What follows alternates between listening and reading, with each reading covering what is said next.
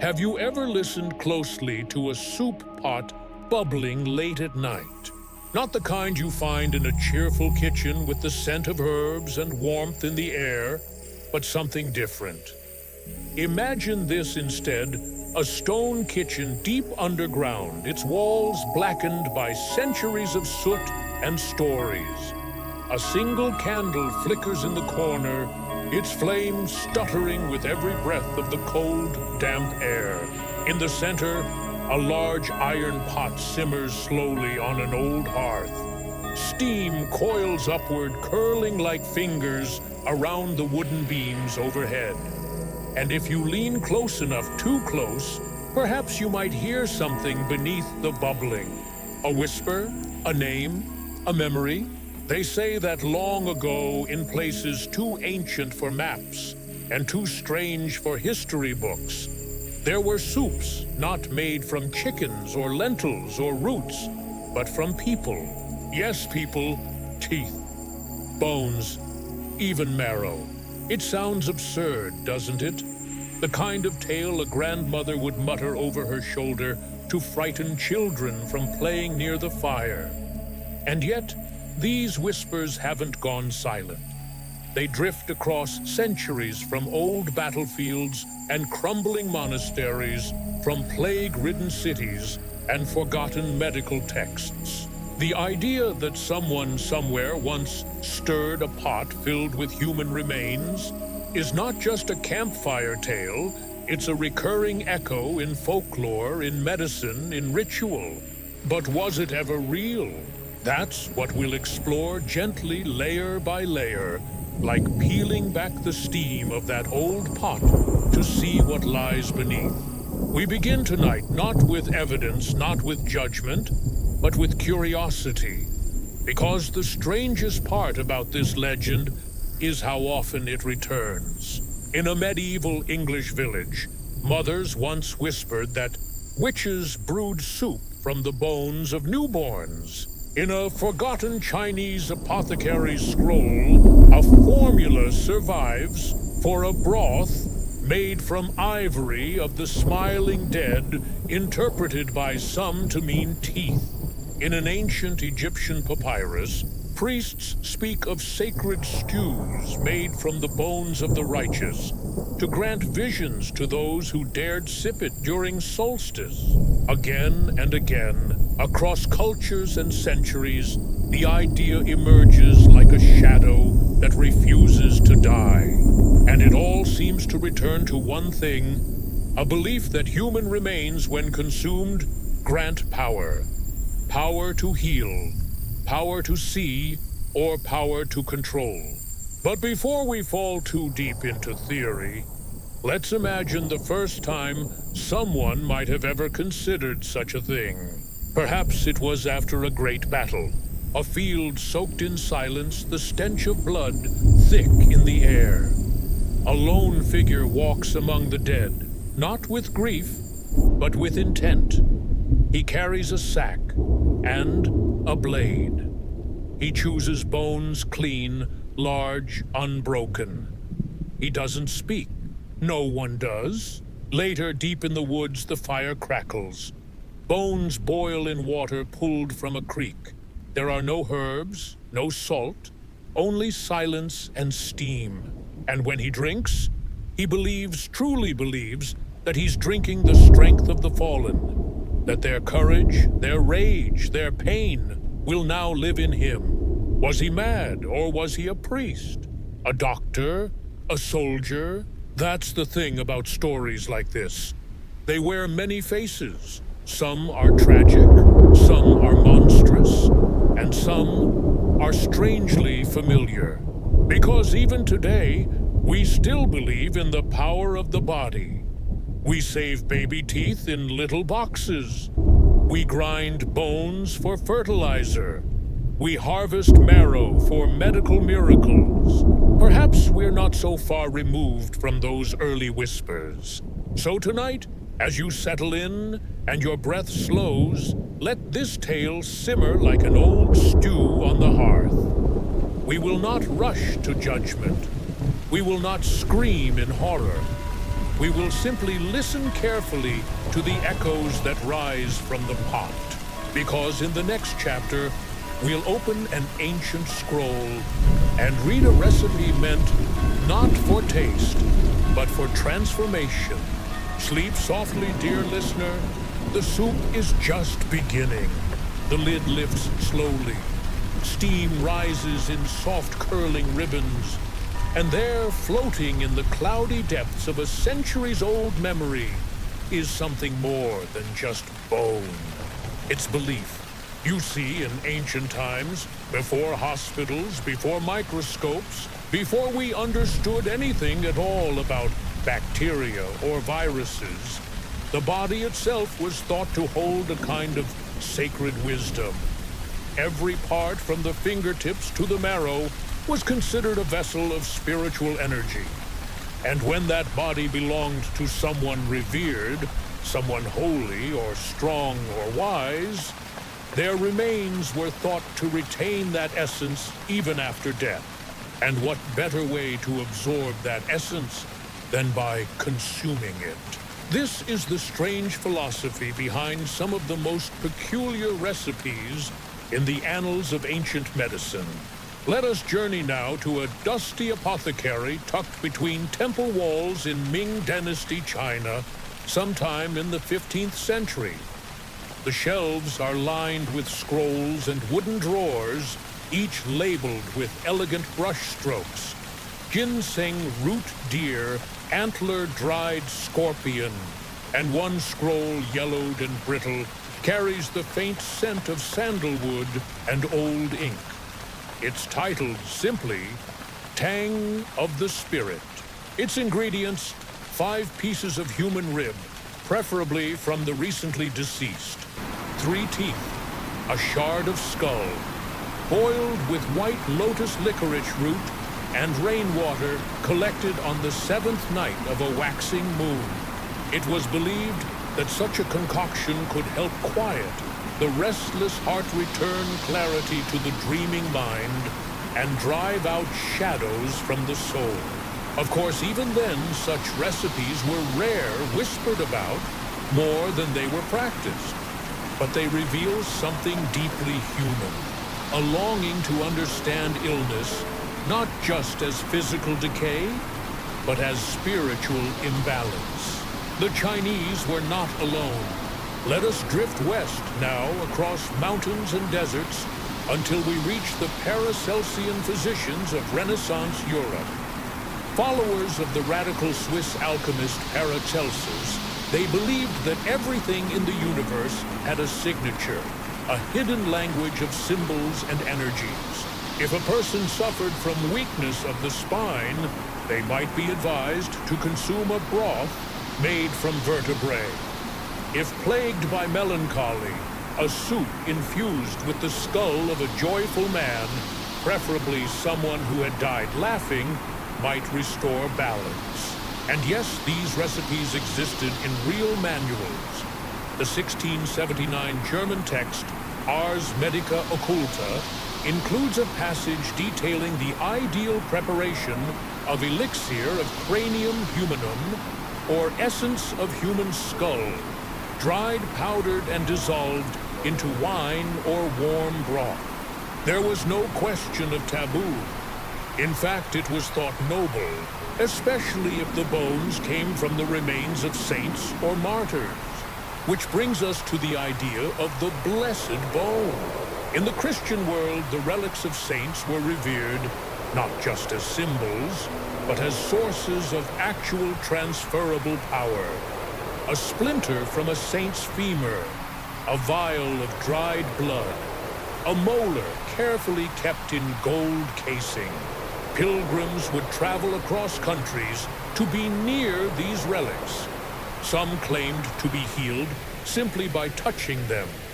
But in more obscure, hidden traditions, it was whispered that boiling a relic in water just briefly could create a potion of divine grace.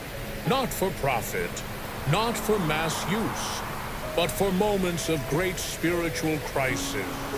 When the soul trembled at the edge of despair, such potions were not sold. They were given one drop carefully stirred into soup, then consumed with prayer and fasting. Were these practices ever widespread? No, but they were recorded in monastery journals, in confessions, in personal letters sealed with trembling wax. And always, always, they were accompanied by guilt, a sense that something sacred had been trespassed, that a holy line had been crossed. But the fear of death, the hunger for healing, often outweighed the fear of damnation. In Tibet, there's a whispered tale of a monk who boiled the bones of his own master, not out of cruelty, but devotion. He believed his teacher's spirit would become one with him, that each spoonful of broth would dissolve ignorance and awaken wisdom. He later wandered into the mountains, never to return. What are we to make of these stories? Were they acts of desperation, of reverence, or simply metaphor mistaken for medicine? Perhaps all three. What's striking is how universal this impulse seems to be. Across continents and cultures, people have turned to the bones of the dead, not just for mourning, but for meaning. Because when you don't understand what makes a body sick, or what keeps a soul whole, you begin to look inward into the most ancient vaults of belief. And often those vaults echo with strange recipes. Bone broth has long been a staple in kitchens. But when the bones belong to someone once loved or feared or worshipped, the soup becomes more than nourishment. It becomes ritual, and that's where the danger begins. Because belief once stirred into the pot changes everything. It just might make you drink. Tonight, let your mind wander gently to the quiet corners of these ancient kitchens. Not in horror, but in curiosity. Feel the dust on the scrolls. Hear the whisper of a mortar grinding relics into powder. Smell the bitter herbs rising with steam. It's not about whether the soup worked. It's about why someone ever thought it might. In the next part of our journey, we'll leave the monasteries and healing halls and step onto the battlefield where human bones had no time to rest before being claimed for something far more primal. Until then, rest your thoughts. The past is strange, but tonight it is soft, and sleep like steam rises quietly from the surface of the unknown. The battlefield is silent now. Where once the roar of clashing steel and cries of agony shook the ground, there is only wind and smoke, and the soft, wet crunch of boots over shattered armor and blood-soaked soil.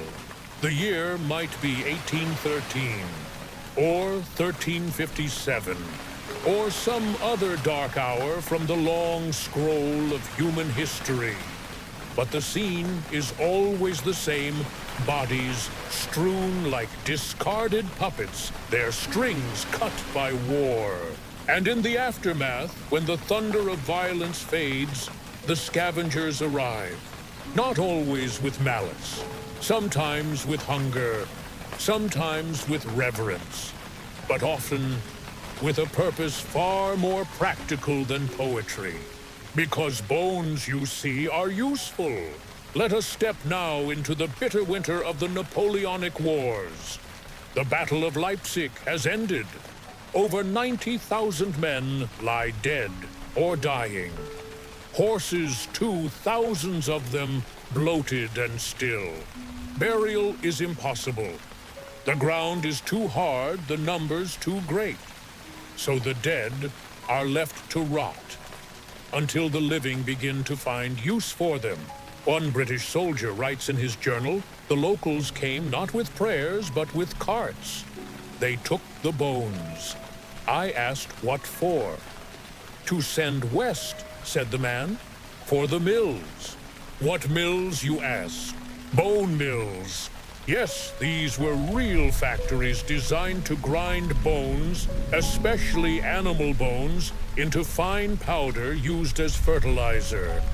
But human bones, they were sometimes added too, quietly, without fanfare. In some instances, battlefield bones were shipped by the ton to England and Germany, mixed with those of horses and oxen, crushed, bagged, sold. It's not certain whether the farmers who spread the powder across their fields ever knew what they were handling. But the fields bloomed, and that was enough. Still, whispers grew. One tale, published in a small Yorkshire paper in 1822, claimed a butcher had used bones from the recent war to enrich his soup for the workhouse.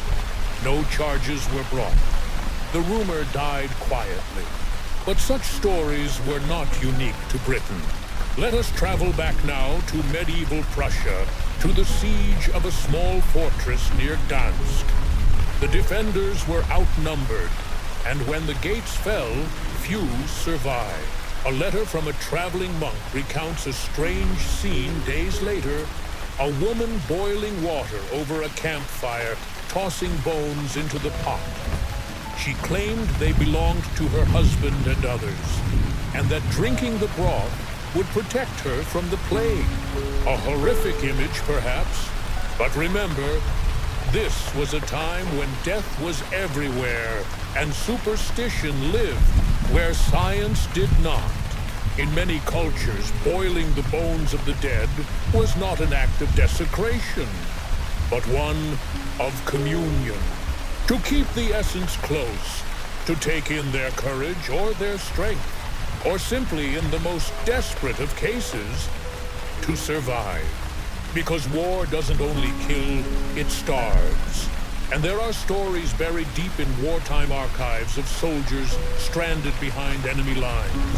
No food, no rescue, and one among them the cook, suggesting a bone stew from fallen comrades.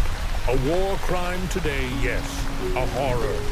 But back then, perhaps, a gray area wrapped in cold, in desperation, and in silence.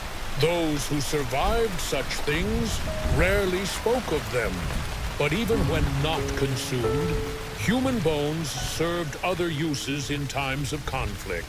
Some were carved into amulets hung around the necks of generals for protection. Others were boiled not for soup, but for tallow to lubricate weapons or lamps. Soldiers made flutes from femurs, daggers from ribs, and trinkets from teeth. A brutal poetry, isn't it? And yet, strangely human. To reshape death into something practical. To carry it forward in another form. But there is another layer still darker and more deliberate.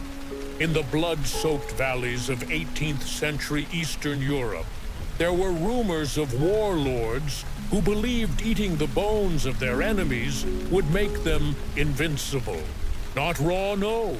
That was for beasts. They would crush the bones, boil them for hours, sometimes days, until the water turned thick and white with marrow. They drank it by torchlight, surrounded by chanting men and the groans of the dying. No proof survives, of course. Only legends scratched into church records and whispered by nuns who fled their convents. But the belief that power could be taken by consuming another's remains is as old as war itself. Even the great Roman historian Pliny the Elder wrote of Gaulish tribes who boiled enemy skulls in cauldrons to absorb their strength. He scoffed at it, of course, but he recorded it all the same. So where does this leave us? With a strange, bitter truth that in the wake of war, the line between necessity and ritual often vanishes. What began as desperation, grinding bones for fields, for fuel for tools, became surrounded by stories, by fear, by reverence, until someone somewhere added water to the pot and turned it into soup. Not always to eat, sometimes just to be close to the fallen, to whisper their names into the steam, to imagine that in some small way their spirit passed on. And isn't that the quiet thread running through all these tales?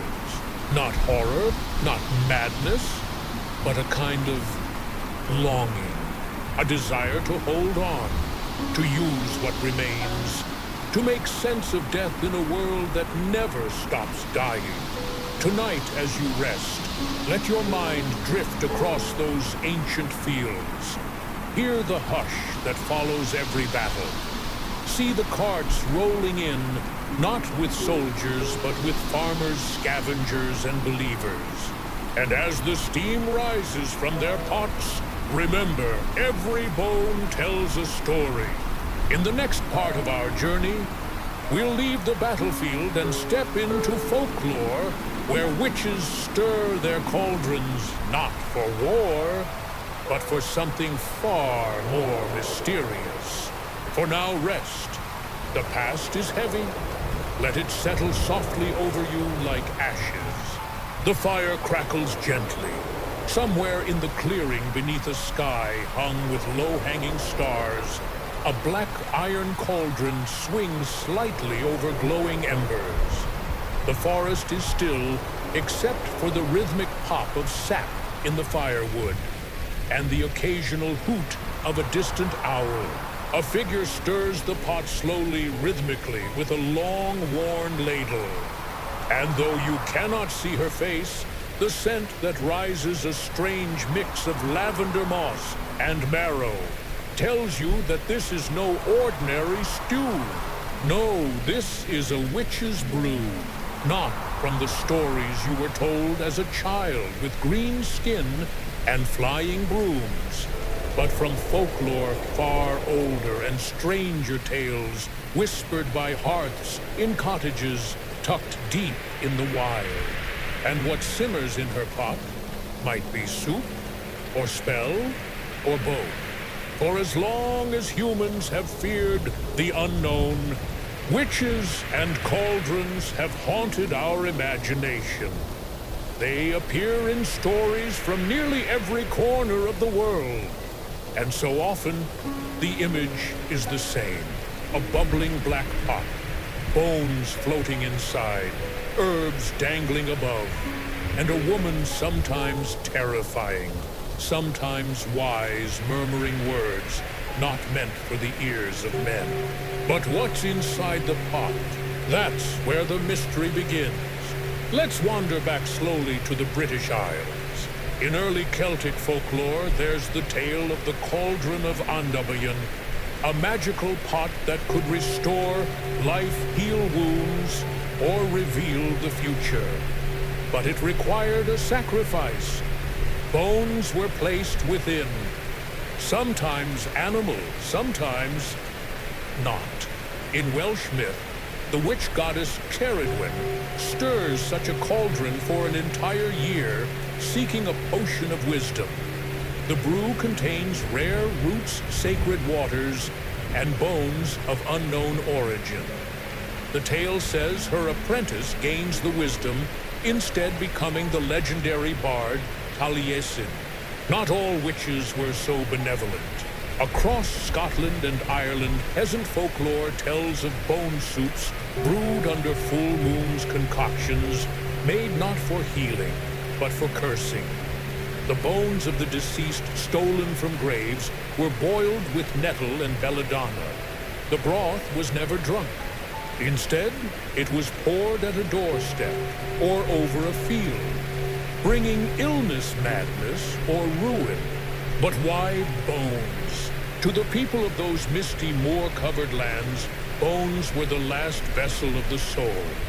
Even after flesh had rotted, the spirit clung to the bone, especially the skull and the spine. And if you could steal someone's bone, you might steal their luck, or their health, or even their voice. These weren't beliefs rooted in science, of course, but in symbolism. in the idea that what remains of a person, bone, tooth, hair, still holds power. Which brings us to another curious thread in these stories' teeth. Witches and wise women were often said to collect human teeth, especially baby teeth, or those lost in violence. In Eastern European folklore, witches ground teeth into powder and added them to potions meant to summon the dead or speak with spirits. One Hungarian tale from the 17th century tells of a widow who wandered the woods offering coins for the teeth of orphans. She boiled them in milk and bone broth, whispering to the steam. Villagers claimed her garden grew in winter. Others said they heard weeping coming from her chimney. Fact or fiction? Who can say? But these stories show us something vital. The pot itself was a threshold, a place where ingredients became symbols, where the dead mingled with the living, and where reality bent around belief. Let us pause here and consider the image of the cauldron not as a tool of cooking, but as an altar. To witches, to shamans, to cunning folk across Europe and beyond, the cauldron was not just a kitchen implement, it was a sacred space. Round, dark, and deep, like the womb, like the underworld. Whatever was placed inside took on new meaning, and in many folk rituals, bones played a key role. In Germanic folk magic bones especially, finger bones were wrapped in cloth, tied with hair, and dropped into stews during solstice. The goal, not nourishment, but transformation. The eater would gain something: luck, love, strength. But only if they didn't know what they had eaten. Yes, unknowing was part of the power. A spell only worked if its subject remained unaware. Hence the quiet bone, hidden at the bottom of the pot, stirred in with care, disguised with garlic and sage. And yet not all witches brewed harm. In the alpine regions of Austria and Switzerland, legends tell of bone mothers, older women, said to live in caves, who gathered the bones of animals and men alike, not to eat them, but to rebirth them. They boiled them under moonlight, humming softly, until the bones vanished into steam. And from that mist, it was said, new creatures emerged. Foxes, birds, once even a child. Metaphor, most certainly, but it tells us how deeply connected bone broth and belief became in the human mind. And even Shakespeare knew this. In Macbeth, the three witches famously chant, eye of newt and toe of frog, wool of bat and tongue of dog, adder's fork and blind worm's sting, lizard's leg and owlet's wing, for a charm of powerful trouble, like a hell broth, boil and bubble. They stir their cauldron not for soup, but for fate, for prophecy, for power. And while no human bones are named in the rhyme, audiences of the time would have known exactly what kind of imagery was being invoked. The bubbling pot, the smell of death, the transformation of ingredients into something more than mortal. It was fear and fascination, magic and memory, cooked into one. So as you rest tonight, imagine that cauldron again, the fire warm, the shadows long, the pot full of stories, not ingredients. It bubbles not with horror, but with meaning, with memory, with centuries of whispered belief. The witch stirs slowly. She does not speak. Her potion is not for you, but you are allowed to witness. And in that moment, you are not afraid.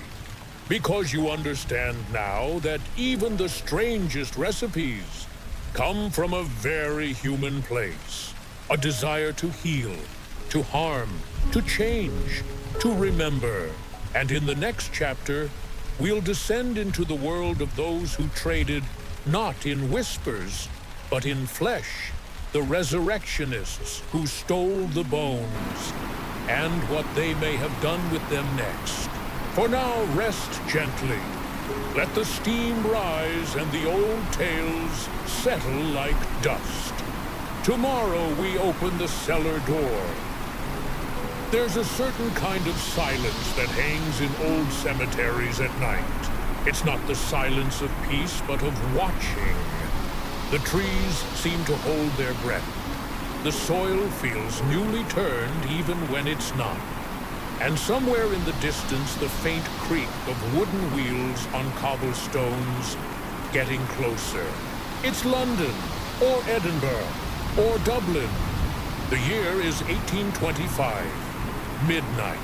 A pair of figures emerge from the mist, thin hunched their coats, too large for their wiry frames. They carry shovels, a lantern, a sack. They are resurrection men, body snatchers, and they are not here to rob the dead of jewelry or gold. They are here for the dead themselves. During the 18th and early 19th centuries, the demand for cadavers in medical schools across Europe, and particularly in Britain, far outpaced the legal supply.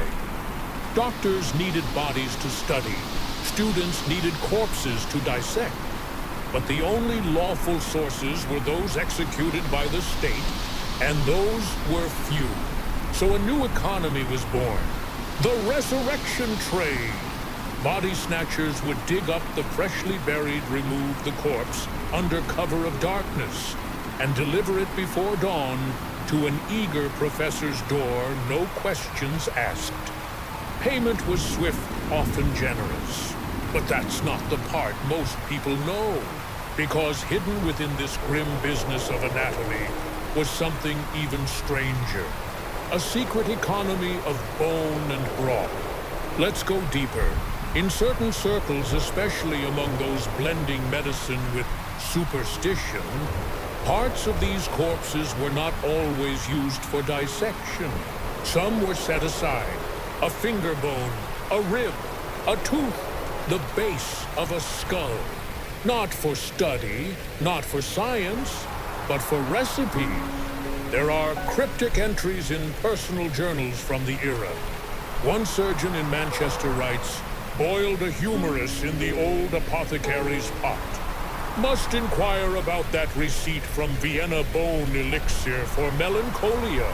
Another, a midwife in York, jots a strange notation beside a recipe for birthing tea. Add 3 drops of broth from spine bone. Infant strength said to be doubled. None of this was part of formal medicine, of course.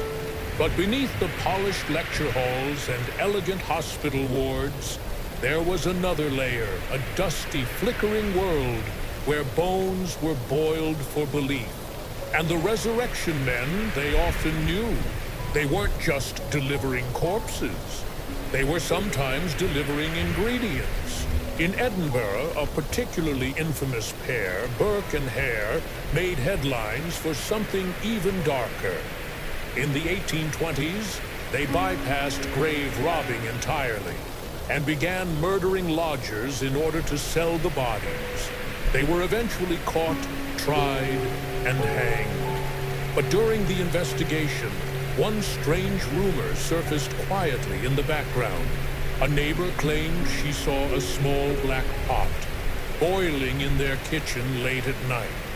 It smelled of vinegar and something else. Bones, perhaps. Of course, no evidence was found and no broth discovered, but the image lingered. Let us now imagine a small back room behind a Victorian apothecary. Not the shelves out front, filled with colorful jars and Latin labels, but a space behind the curtain, a narrow table, a window always shut, a heavy black pot on a small iron stove. Inside, human bone dried and cracked. Water, Maybe some herbs, wormwood, thyme, valerian. The goal, not to nourish the body, but to restore vital energy. In early 19th century fringe medicine, it was believed that certain parts of the human skeleton retained etheric residue. This essence could be extracted by boiling, particularly from vertebrae and femurs. Consumed in small amounts, usually by the spoonful, or dissolved in wine, it was thought to ease hysteria, cure night terrors, or bring clarity to the mad. It was never advertised, never written about openly, but among the shadows of back alley clinics and desperate households, it existed. There are letters that survive from that time, hidden between the pages of medical books found in estate sales and archives. One London physician writes to a colleague, "Your extract was well received. Mrs. Alton swears her daughter's tremors have ceased. Please send more." The broth was thinner than I expected, but the warmth peculiar, almost immediate. Another unsigned reads, "3 teeth? No more. Boil gently. The marrow fogs the mind if oversteeped. Patient must not know." Who were these patients? Often the wealthy but mentally ill. Those hidden in drawing rooms and private wards. Who would try anything, pay anything, drink anything. And what about the source of the bones? Unclaimed bodies, paupers, or those delivered quietly with no name. They became soup, not to be eaten with bread and laughter, but to be sipped behind curtains in hope or in fear, and sometimes not even for healing, because belief once let loose wanders. Some resurrection men became convinced that certain bones brought luck, that a bit of boiled skull could ward off disease, that carrying a pouch of powdered ribbon could prevent the hangman's noose. They made their own broths, shared them in backroom taverns, whispered that drinking them gave visions, that they could speak with the spirits of the dead. Delusions, superstition, certainly, but no less real to those who believe. And so we return to the pot, the one no one talks about, hidden in a back room, stirred only after midnight. Not every resurrection man had one, but a few did. And not for science, not for food, but for ritual, for memory, for power, for the ancient belief that what we were could still be used, not just as dust in the ground, but as steam in the air, bone in broth, life recycled. Tonight, as you lie in stillness, think of those quiet rooms, those hidden pots, the strange echo of belief that carried through the streets of 19th century cities like mist.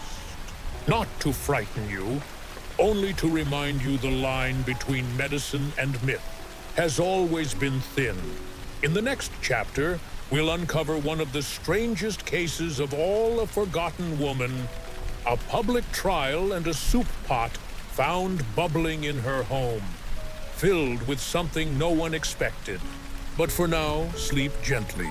The resurrection men are gone. Their carts have rolled away. The earth is still again, and the pot has gone cold. It was the smell that did it. Not the smell of rot or of sewage, or even of death, which the alleyways of 19th century London knew all too well. No, this was something else. Something foreign, rich, meaty, faintly sweet. It came drifting from the chimney of number 17 Ashgrove Lane, a narrow 3-story townhouse nestled between a pawn shop and a shuttered tailor's store. It lingered in the fog, curling down into the collars of passers-by, making them wrinkle their noses. One neighbor called it a Sunday roast gone wrong. Another more bluntly said, it smelled like a butcher shop, but the kind where nothing should be sold. Her name was Margaret Fenlow, age 61, widowed, former midwife, and the woman at the center of one of the strangest trials in Victorian England. To those who lived on her street, she was quiet, private, wore a blue shawl and a flat expression. She kept no pets, no visitors, and spoke to no one but the grocer's boy and the priest, who passed once a week, though it's unclear if she ever let him in. But then came the delivery. A constable knocked one evening responding to a report that she had been collecting strange bones from the local burial guild. Unclaimed pauper remains meant for mass graves. She claimed they were for medical study. The constable stepped inside. What he found would lead to headlines in every paper from London to Edinburgh. In the center of her dim, low-ceilinged kitchen was a large iron pot, blackened by years of use. Steam curled from its rim, and inside, floating in thick, milky broth, were bones. Not animal, not chicken or lamb. Human. Worse still, alongside the bones were teeth. Several, loose, yellowed, cracked. When questioned, Mrs. Fenlow offered no panic, no denial. She simply said, it's for clarity, for the mind. Within hours, the home was sealed. The pot was taken, samples collected. The next morning, the story broke. The widow of Ashgrove Lane and her pot of death read the Daily Gazette. Midwife turns cannibal questioned the Herald. A Soup of Souls suggested one dramatic pamphlet sold at street corners, complete with hand-drawn illustrations of Margaret stirring her cauldron like a witch from Macbeth.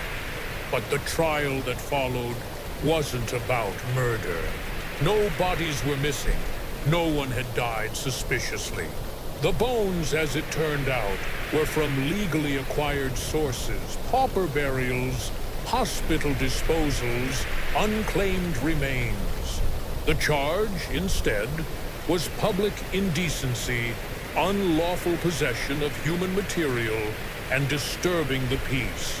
But what fascinated the public was her motive. During questioning, Margaret said something that sent shivers through the courtroom. The dead are not wasted. They still speak. You just have to soften the bone, that's all. Boil it long enough, and what they knew rises with the steam. She spoke calmly. Not raving, not ill, simply convinced. She went on to explain that she had developed the practice in her early years as a midwife, claiming that broth made from the bones of the old could strengthen the minds of the young. She had used it, she said, to ease seizures, lift melancholy, and even help with mad fits in children. None of this was verifiable, of course. No medical records, no surviving patients. Just a memory. A recipe passed down, she claimed, from her grandmother, who had lived in the moors and spoke to the wind. The trial lasted 5 days. Physicians were brought in. One claimed that no active medical benefits could possibly come from boiling old bones. Another noted that marrow contains trace minerals, though none to justify what Margaret described. Several women from the neighborhood testified that they'd seen no odd behavior, no visitors coming or going with signs of illness or harm.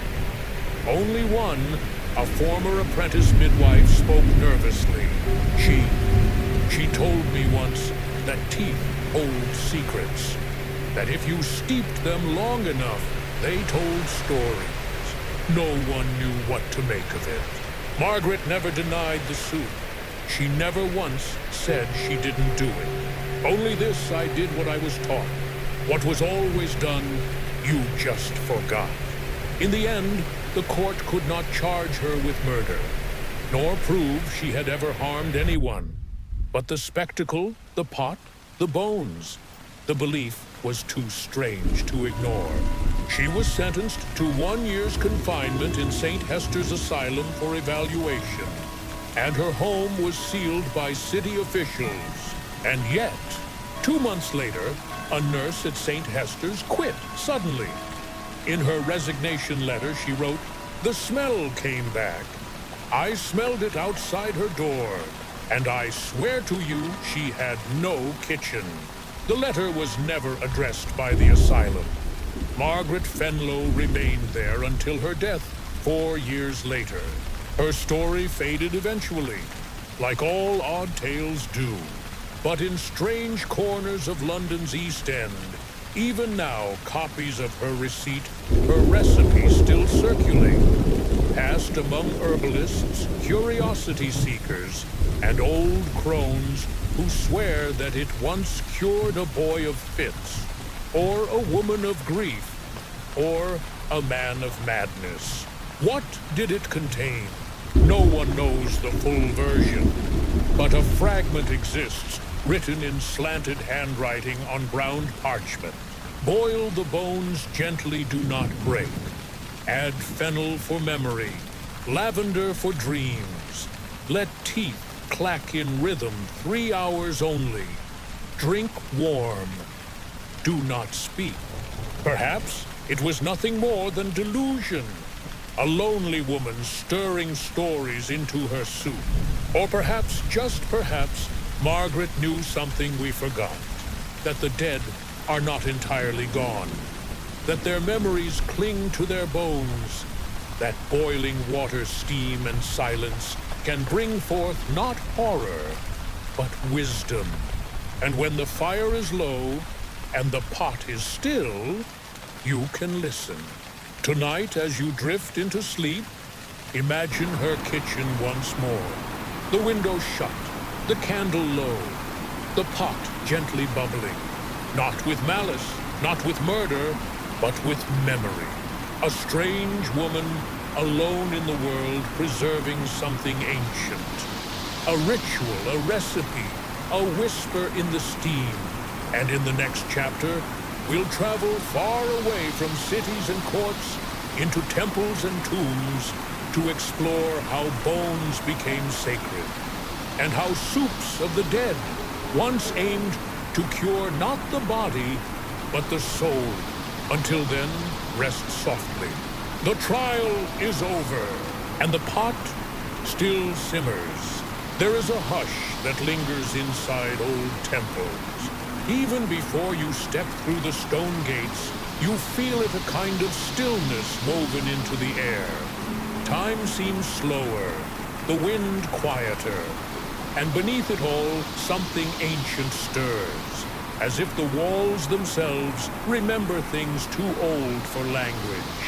In some temples, the scent of incense greets you. In others, it's the scent of firewood, or of something faintly earthy, like boiled herbs and wet clay. And in a few, very few, the stories say, it was the smell of broth. But not just any broth, a sacred stew, made from the bones of the blessed. Let us travel now to ancient Mesopotamia, the cradle of civilization. Along the banks of the Tigris and Euphrates, priests once performed elaborate rituals to honor their dead, especially those who had died in visions or in dreams, or in what they called soul travel. The bones of such individuals were believed to retain divine resonance, a hum of energy that, when treated correctly, could pass into the living. Clay tablets from the city of Nippur describe a ritual called Nepu Supi, the stirring of remembrance. In it, the bones of a revered oracle were boiled with cedar bark, ash, resin, and crushed figs. The resulting liquid was not consumed like a meal, but sipped as part of meditation, slowly in silence, with chants echoing in the background. It was not about healing, It was about contact. Through the steam, they believed the dead spoke. Centuries later, this practice would take on new shapes in other lands. In ancient Egypt, for example, the dead were never just buried. They were prepared, adorned, preserved.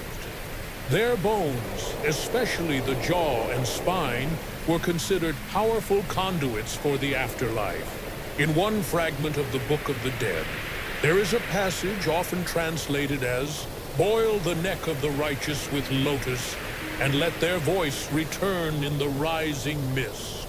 Scholars debate whether this is literal or metaphorical.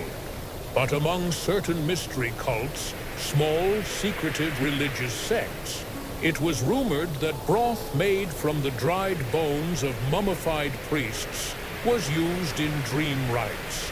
These rites were designed to send initiates into a trance to walk in spirit alongside the departed and return with visions or prophecy. But not all these sacred stews were about seeing the future. Some were about reliving the past. Let us wander next to ancient China during the Zhou dynasty, where ancestral reverence was more than tradition, it was law. The bones of ancestors, particularly grandfathers and great-grandmothers, were kept in urns and shrines. But occasionally, in times of deep family crisis, madness, famine, betrayal, the head of the household would invoke the meal of recollection. This was not common. It was not celebrated. The bones of a chosen ancestor, often one believed to have suffered in life, were ground finely, then steeped in water with rice, wine, mugwort, and dried plum. Family members would sip the brew in small cups, seated in a circle. No one spoke. The goal was to share the sorrow of the ancestor, to purge the suffering from the lineage. If someone cried during the ritual, they were believed to have released a generational wound. Strange, perhaps, but the idea was clear. Bone carried memory, and soup released it. Now drift further east to India, where within certain Aghori sects of Hinduism, the boundaries between life and death were viewed very differently. To the Aghori, death is not impure.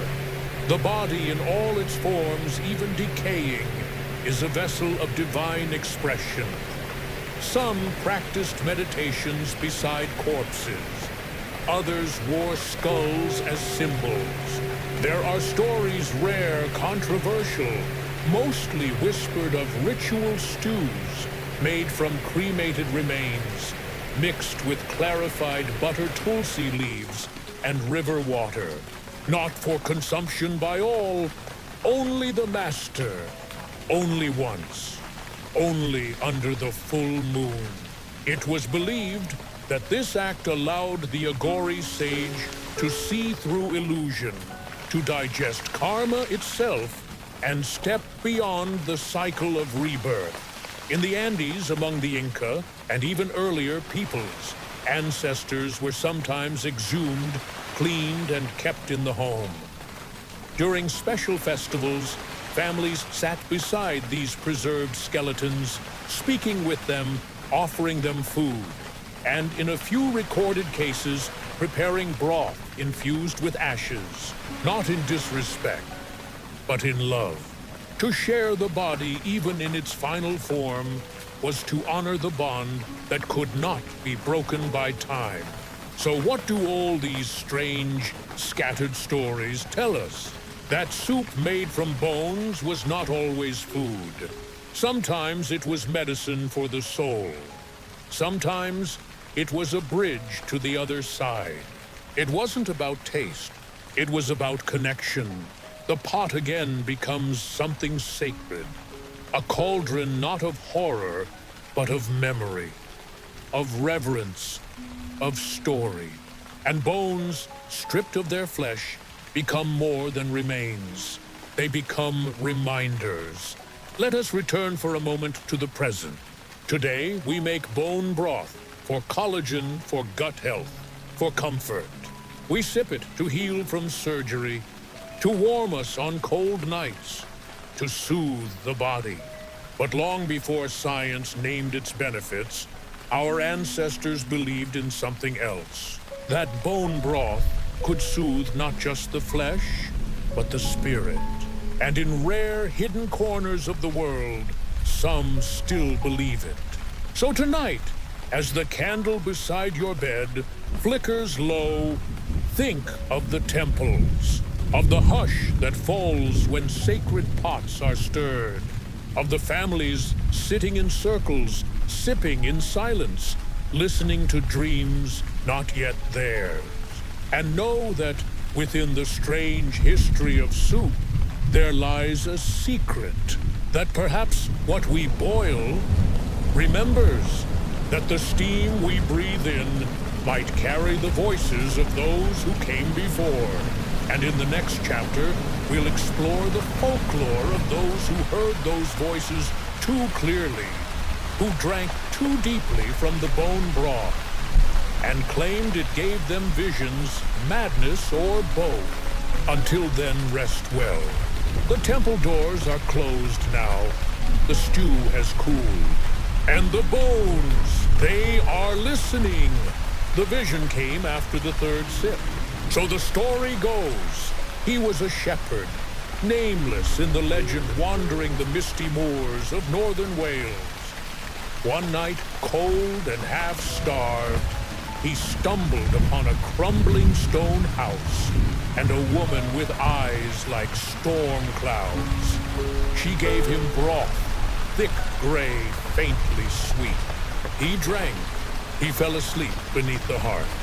And in his dreams the dead came. They spoke of things buried, of sins hidden, of futures etched in frost. When he awoke, he was never the same.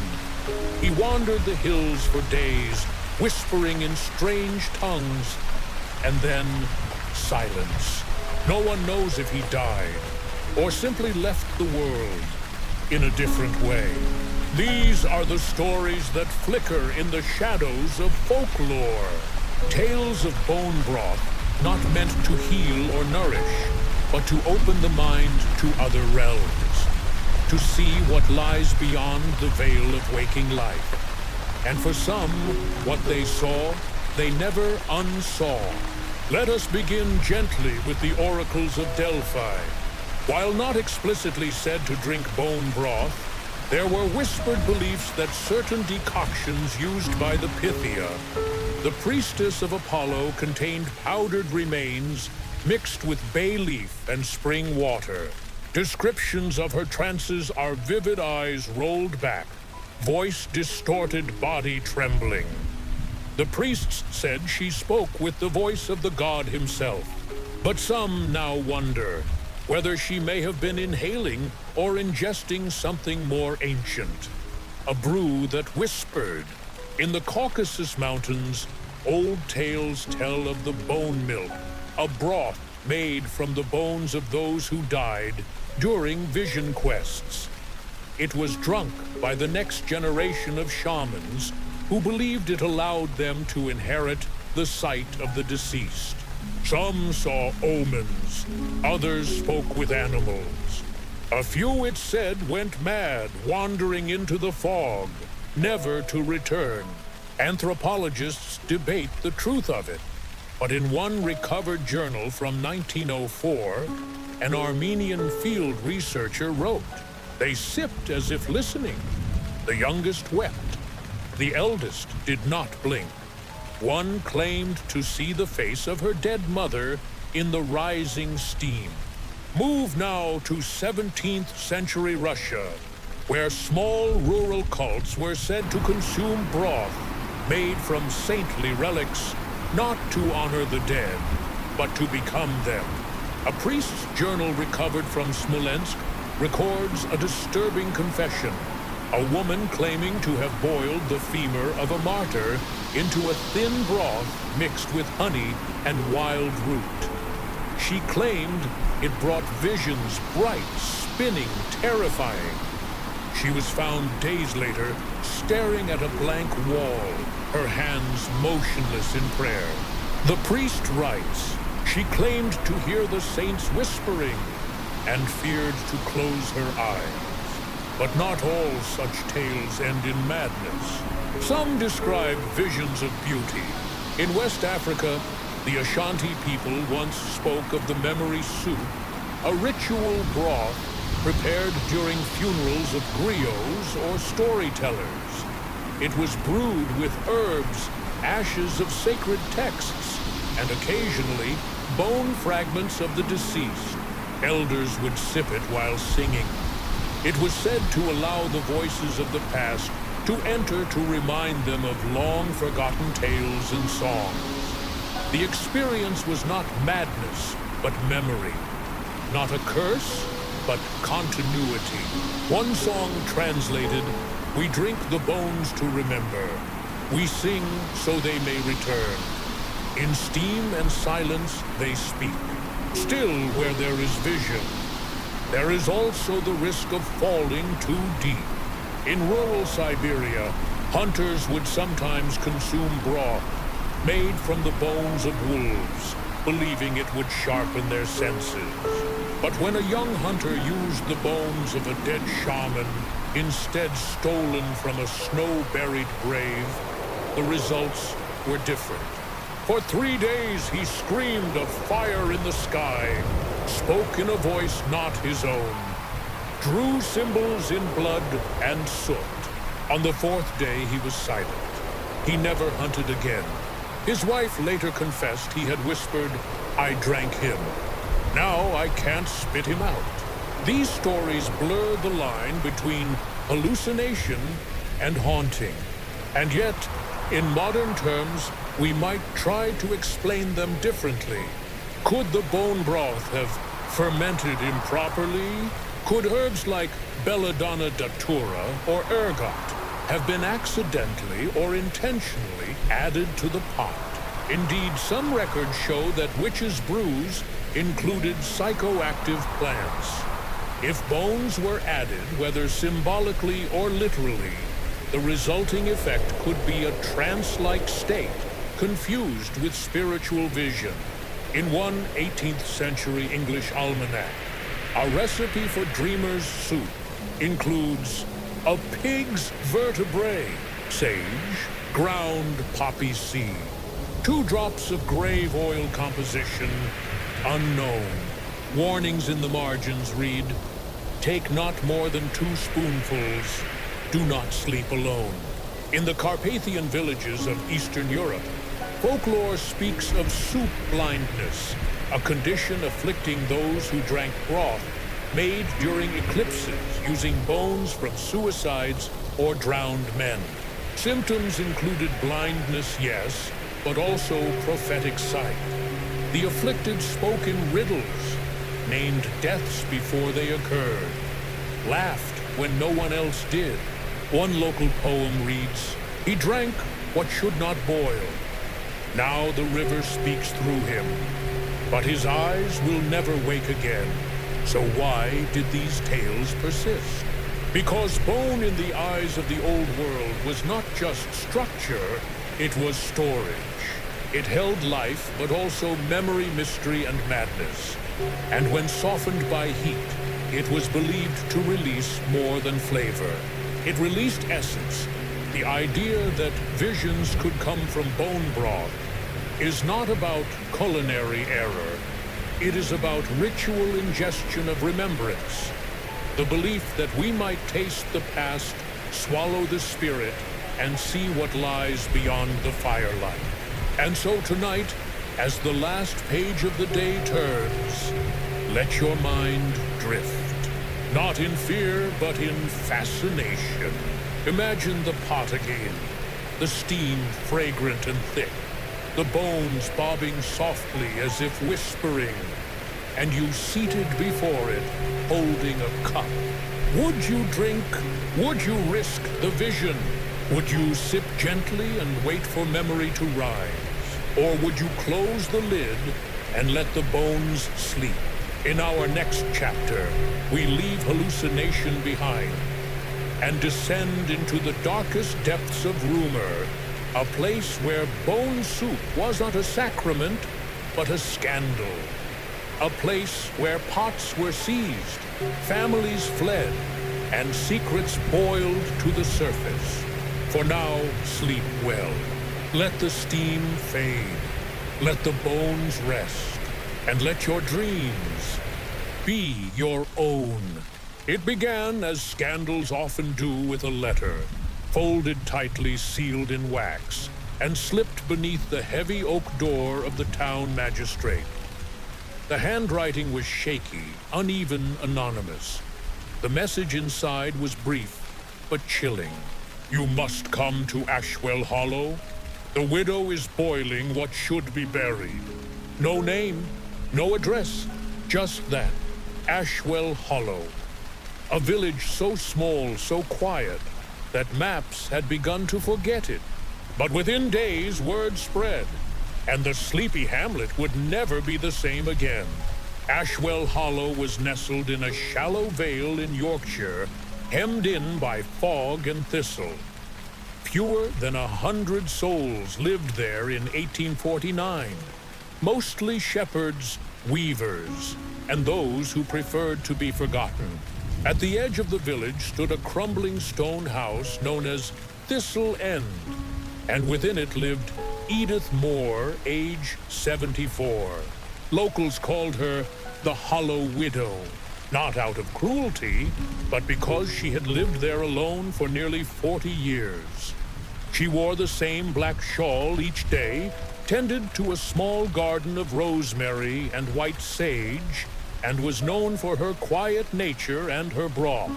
Ah, yes, her broth. You see, Edith made soup every Thursday. The scent drifted from her chimney and across the fields, warm, peppery, rich. Those in the village often spoke of it with awe. Children said it smelled like the way grandmothers hug. Even the vicar once joked that her soup could raise the dead. No one ever saw her share it. No one ever saw her eat it.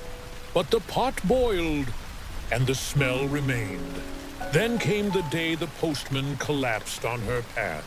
A minor incident brought on by heat and low blood sugar. But as he lay there dazed, he saw something he couldn't forget. A long, narrow bone, clean white, and unmistakably human, laid on the chopping block beside her hearth. By dusk, the letter had been written, and by dawn, the constable had arrived. What they found inside Thistle End shocked even the most seasoned among them. The kitchen was clean, yes, immaculate, but lined with dozens of small glass jars, each labeled in tidy handwriting, thigh bone, Thomas W. Jaw, Beryl M. Rib, unknown, April 1836. And beside the hearth sat her pot, heavy, blackened, filled with a cloudy pale broth. Floating within it, 3 molars of finger bone and a scrap of cloth embroidered with a child's name. Edith was arrested immediately. The town was furious. How long had she done this? Whose bones were they? Was it murder, witchcraft, madness? They searched the nearby cemetery. 11 graves were found to have been disturbed. Not looted for valuables, just missing bones. Each from people Edith had known. Her husband, her sister, her niece, a former midwife, a neighbor's child lost to the fever. It wasn't theft, it was something else. When questioned, Edith spoke plainly. I did not steal them. I tended them. I brought them home. The dead should not be alone in the cold. They need warmth. The pot keeps them close. When asked why she boiled them, her answer was even stranger. Because steam remembers. Because they speak through the soup. Because grief is heavier when it is dry. The court had no precedent. There were no laws against boiling human bones, only against murder which had not occurred. And so Edith Moore was declared not criminally insane, but ritually unstable. She was remanded to the custody of her cousin in Leeds and forbidden from possessing any culinary vessels larger than 1 pint. But the village never recovered. Families reburied their dead. Some moved away. Children no longer wandered past Thistle End. And each Thursday, when the wind blew just right, they swore they could still smell her soup. A journalist named Henry Tallow visited Ashwell Hollow 2 years later, chronicling the incident in his book, Unnatural Appetites, Oddities of Rural England. He interviewed Edith then in her cousin's attic, sitting in a rocking chair beside a cold stove. When asked why she really made the broth, she smiled faintly and said, "Because when you love someone and they leave, the air feels empty, but the steam fills it, and for a moment, the world breathes again." Tallow included a sketch of the interior of her home jars along the mantel, a dried lavender bundle hanging from the rafters, and a pot, now empty, polished to a quiet gleam. Many dismissed her story as rural madness, a relic of a time when science had not yet soothed the ache of death. But others weren't so sure. Within 5 years of her passing, pamphlets began circulating in spiritualist circles. They spoke of the hollow broth, a recipe meant to restore the presence of lost souls. It was vague poetic, but unmistakably inspired by Edith's methods. The ingredients: unclean bone from the beloved real or symbolic, water from a silent spring, a handful of rosemary for memory, lavender for peace, salt for tears, and 1 hour of quiet stirring without interruption.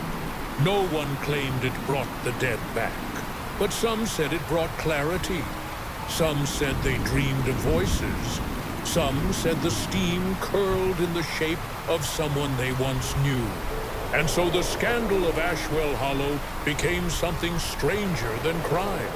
It became ritual, a story passed in whispers, a tale of grief not cured, but simmered, of bones not buried, but stirred gently in a pot that asked only for remembrance. Not everyone believed, but everyone remembered. Tonight, as you lay still, let the wind of the moors pass over you. Hear the echo of the spoon tapping the pot. See the jars lined in a row. Imagine the steam, fragrant and warm, rising not with fear, but with love. And know that sometimes the strangest stories begin not with horror, but with heartbreak. In our next part, we'll cross from scandal to sacred again, into the world of ritual transformation, where bones were not just symbols of the past, but ingredients for becoming something more than human. For now, rest easy. The Hollow Widow has closed her kitchen. The jar lids are sealed, and Thursday will come again, softly. Not all bones were boiled to remember. Some were boiled to transform, to leave behind the limitations of flesh, to unlock strength, insight, power, sometimes even immortality. These were not acts of mourning. They were acts of ambition, of reaching beyond what it means to be human. And those who sought this path were not witches, nor widows, nor grieving monks. They were alchemists. We begin in Prague, 1587. A city buzzing with whispers of gold, transmuted from lead of eternal youth and of potions stirred beneath cathedral shadows. In a tucked-away cellar beneath the Charles Bridge lived a man known only as Theophilus of Ashen Gate. Little survives about him.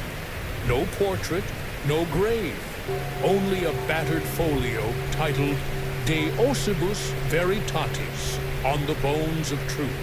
In it, Theophilus describes the bone elixir, a broth made not for healing, but for evolution. Take the femur of a righteous man, the rib of a loyal beast, the tooth of one who has died in silence. Steep in wine. Add sage blood root and crushed quartz.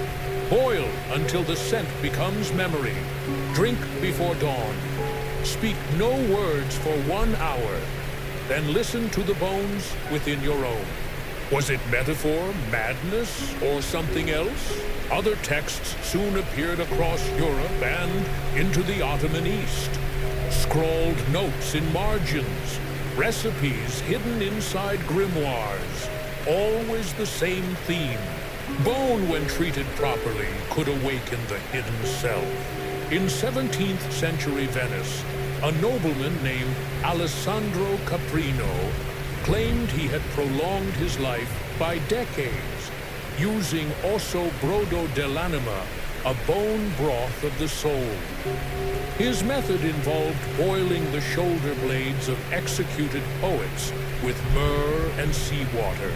He died at 102, or so the legend claims. But it wasn't longevity alone that these alchemists sought. It was ascent.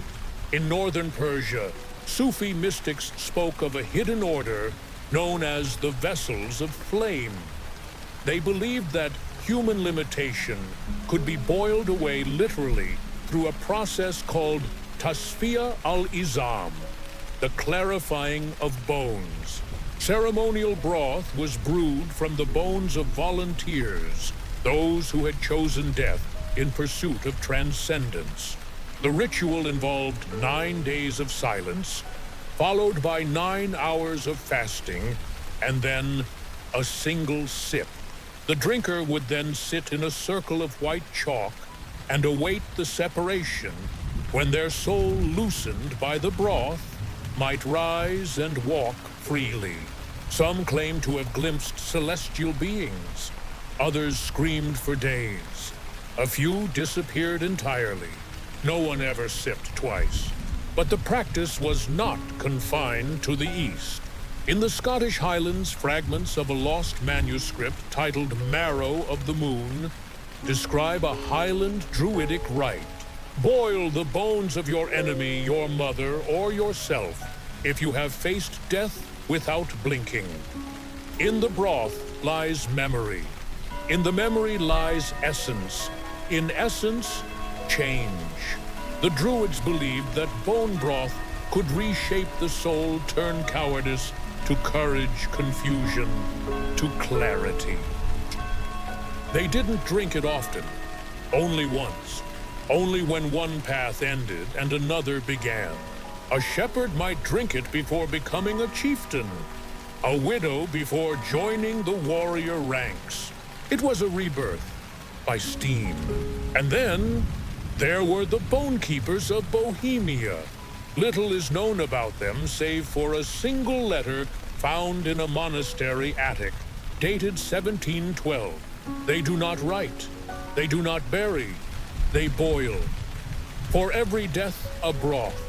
For every grief, a spoon. They do not eat the flesh, only the spirit. These bone keepers were said to believe that bones retained not only memory, but potential. That if boiled correctly with intention, they could serve as keys to a higher state of consciousness. They never sold their broth. They offered it in silence to those who came without asking. Pilgrims, soldiers, orphans, anyone standing on the edge of something unknown. By the 1800s, most of these practices had been extinguished or buried beneath the rise of rational medicine.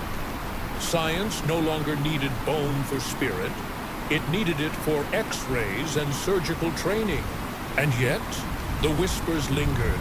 In secret societies, in occult manuals, in odd footnotes of forgotten physicians.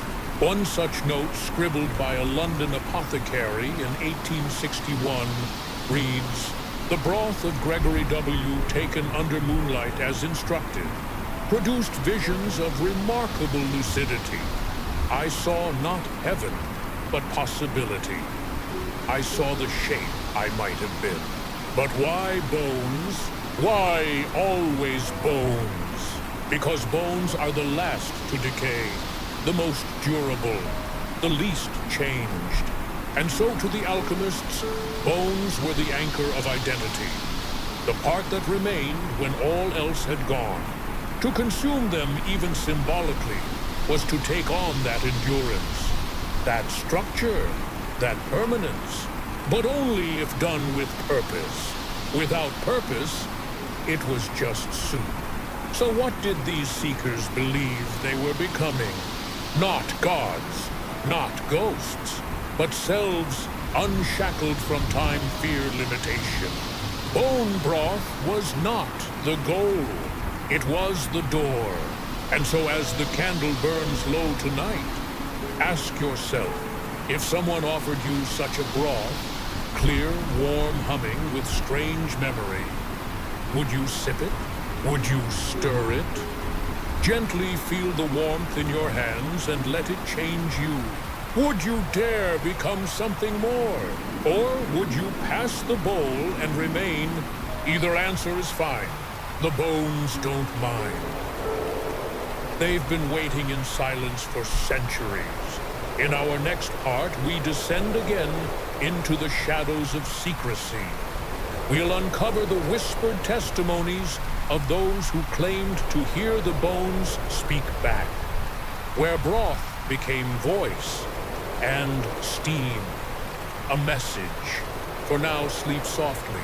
The alchemists have closed their books. The pot has cooled. But somewhere in a cellar, no one visits, something still simmers. Most stories about bone broth end with silence. The pot cools. The bones settle. The steam fades into the rafters.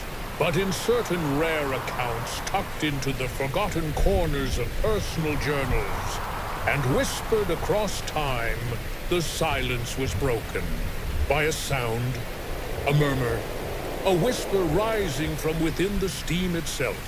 They called it the voice of the marrow. We begin in Alsace, 1834, a winter colder than most. A widowed seamstress named Clara Volz falls ill with fever. Her appetite gone, she asks her daughter to make broth from the bones of her late husband, a watchmaker named Elias. Strange, yes, but not unheard of in folklore. She claimed it would help her stay with him longer. The bones had been kept in a box beneath the bed wrapped in velvet. The daughter, hesitant, obeyed. She boiled them gently with leeks and sage. That evening, as Clara sipped the steaming liquid, she paused mid-breath. She turned her head and said calmly, "Elias says the second key is beneath the floorboard." They had never spoken of a second key.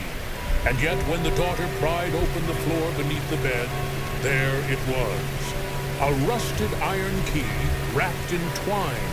No one knew why it was hidden or what it opened. Clara died 2 days later. The key was never used, but the soup remained. Let's move across the sea to Nova Scotia, 1889. A lighthouse keeper named William Carrick wrote in his log, "Storm-bound again, fire weak, boiled old bones from the shelf grandmothers, just for warmth. Heard a voice while ladling, said, 3 steps back, check behind the stone. Found my missing compass." He chalked it up to fatigue. But 3 years later, his successor, unrelated, unknowing, wrote this. Made bone broth to stretch the rations. 1 spoonful in thought I heard a woman's voice. Whispered the name William. No one here by that name. The bones, it seems, had not forgotten. The phenomenon was never widespread. But among certain parapsychologists in the early 20th century, it gained a name, marrow echoes. These were believed to be imprints left in bone, similar to sound recorded on wax or image on film. The idea was simple trauma memory or powerful emotion could become etched into marrow. And when reheated, when released by boiling, it might manifest in audible phenomena. Most scientists dismissed it outright, but a few experimented. In 1912, at the University of Leiden, a professor named Dr. R. Van Housen conducted 17 controlled broth experiments using human bones obtained questionably from medical sources. He reported 2 unexplained occurrences, a sound like breathing in a sealed, empty room during the simmer. The clear word "stop" recorded faintly on phonograph when no one was present. His work was buried under academic ridicule. He died in obscurity. But the recordings still exist in the archives of a private collector. They are quiet, but not silent. From sound, we move to story. In rural Finland, among Sami herders, tales speak of lupupuja, the bone that speaks. It was said that when the bones of a wronged man were boiled, his final words would echo faintly in the steam.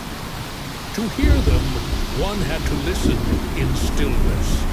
No fire crackling, no water dripping, only steam and breath.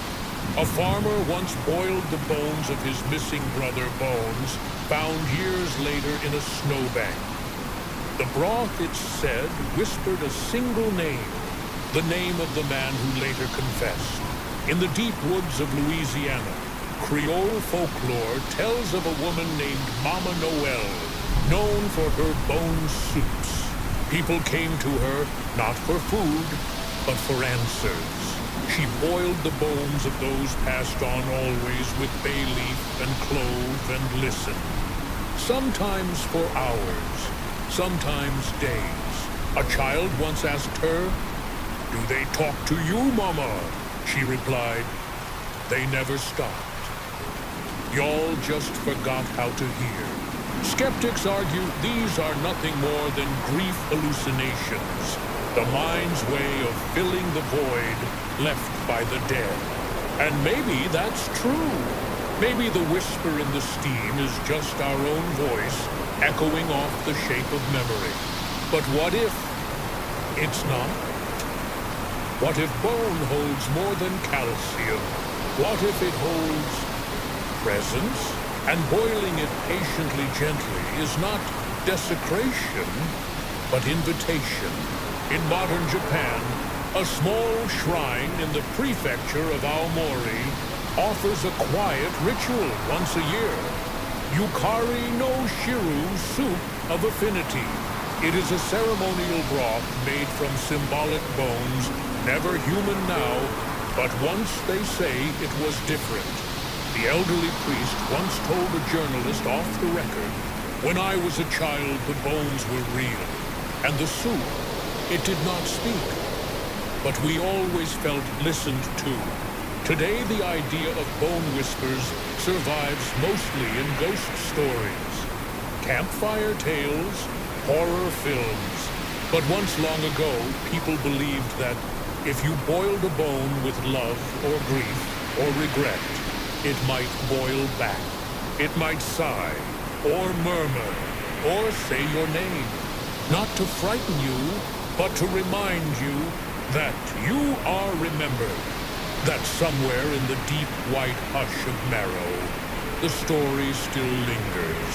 So tonight, as your breath slows and the world grows soft around you, imagine the pot once more, steam rising, the bones gently tapping, and in the distance, not a voice exactly, but a shape in the silence.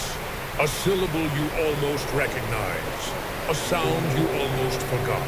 In our next chapter, we go deeper into kitchens long lost to time, where family recipes were passed down not for flavor, but for legacy.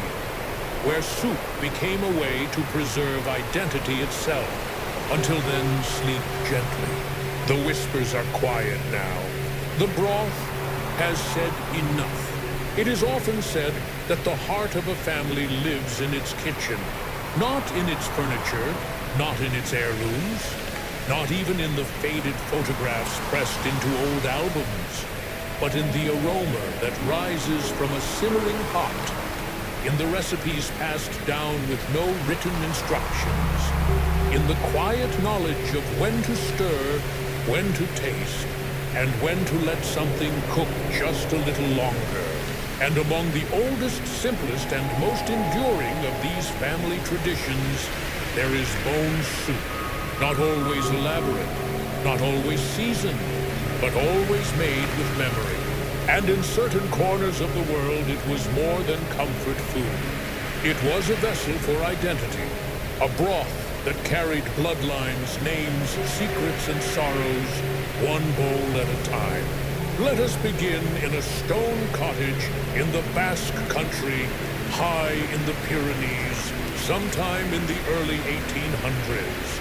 Every winter, the eldest daughter would prepare a broth called Zaharan Solda, the soup of the old ones. It was made from bones collected over generations.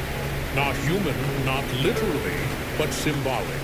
A carving of grandfather's walking stick added to the fire.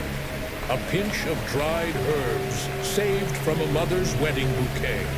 And sometimes hidden in the pouch beneath her apron. A tooth, a real one, from an ancestor. Carefully cleaned, wrapped, and dropped into the pot. Just for a moment. To lend strength, they said. Not everyone knew. But everyone who drank it said it made them feel remembered.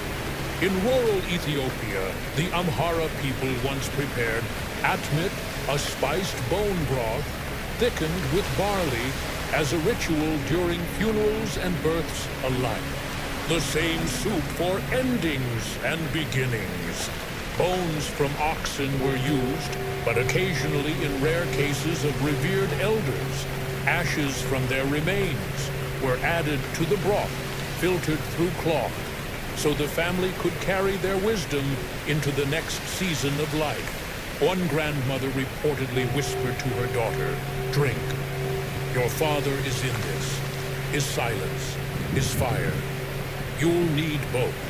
Across the world, in the Philippines, among the Ifugao tribes of the Cordillera, bone broth made with ancestral chicken bones kept in carved wooden boxes was believed to strengthen memory.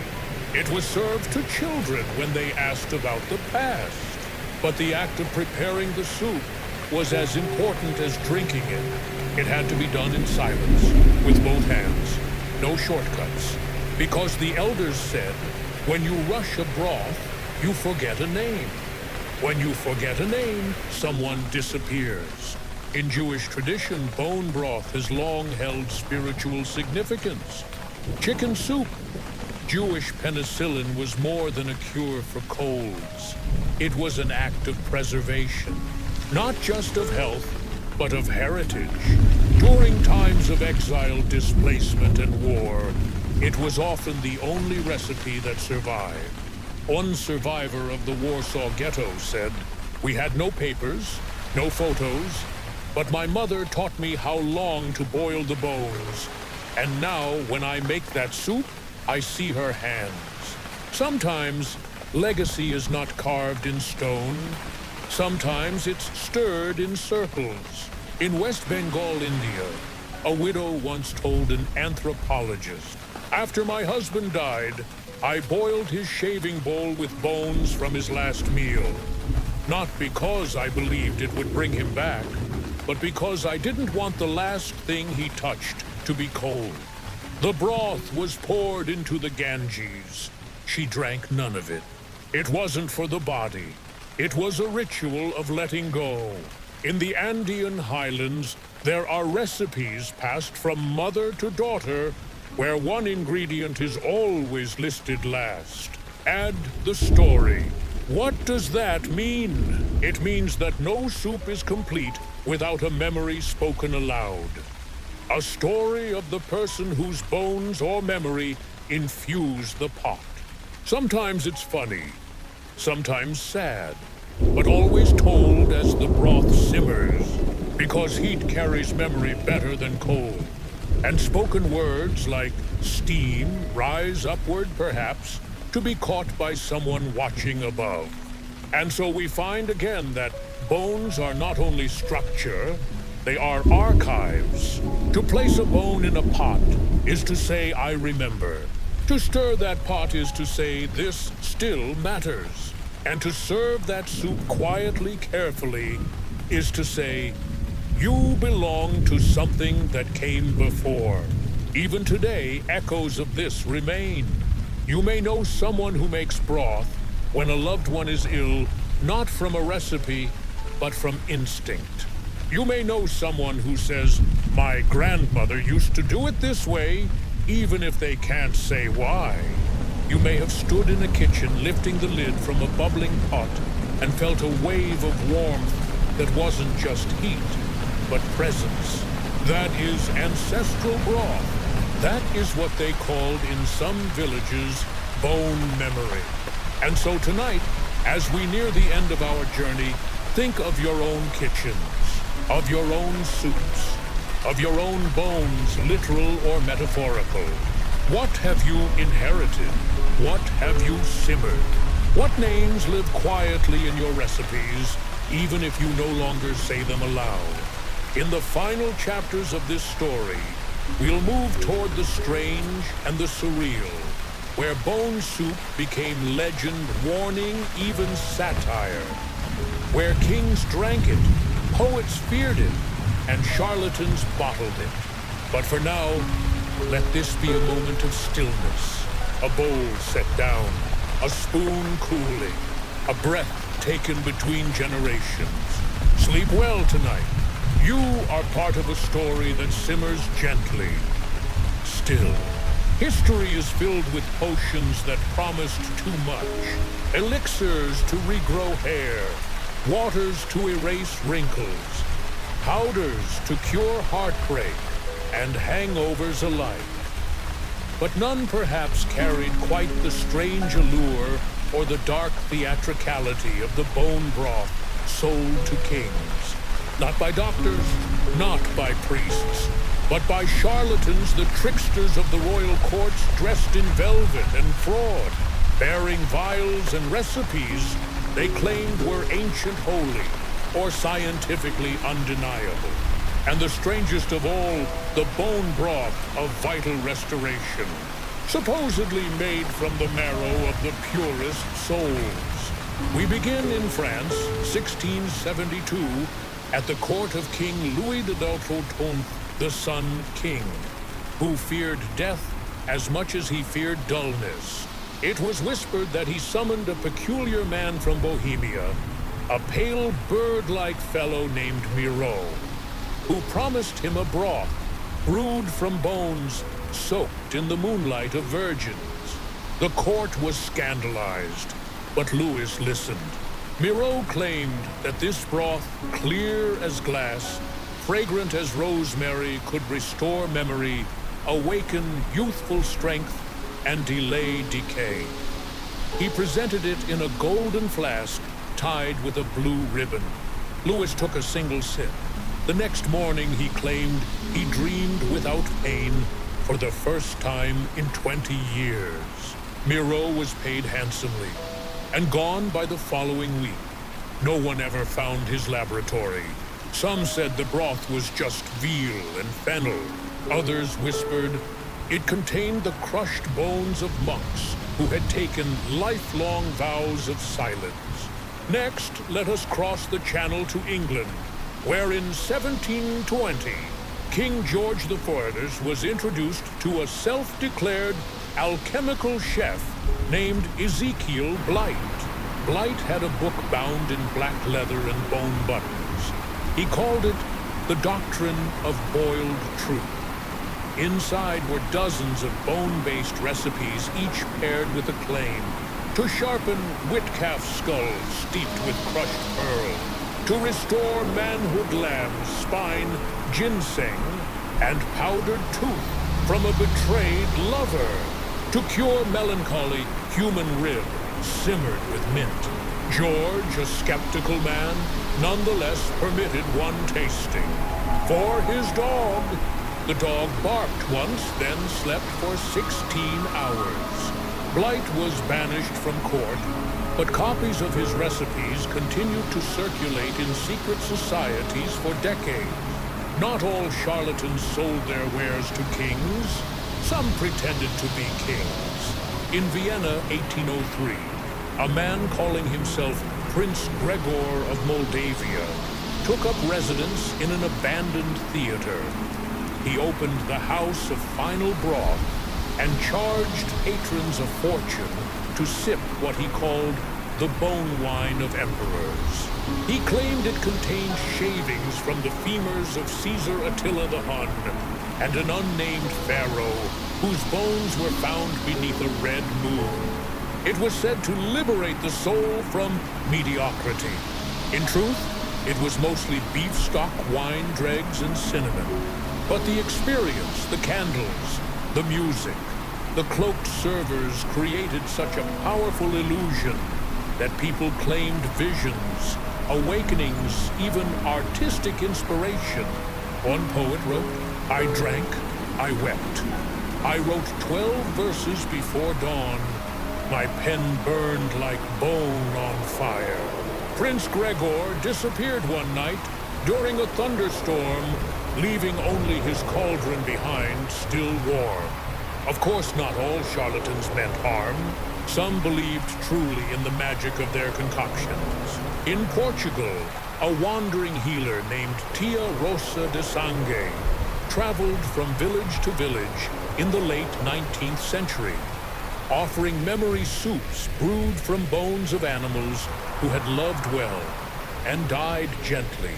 She told stories as she stirred of bones that could carry music of marrow that preserved lullabies. Children adored her. Some believed her pot was bottomless. Others swore she never refilled it. She vanished in 1892. Left behind only a spoon carved with hundreds of notches, one for each story or each soul. In the grand salons of Paris, satirical playwrights began to take notice of this obsession. In 1899, the play La Saucisse d'Os premiered to great acclaim.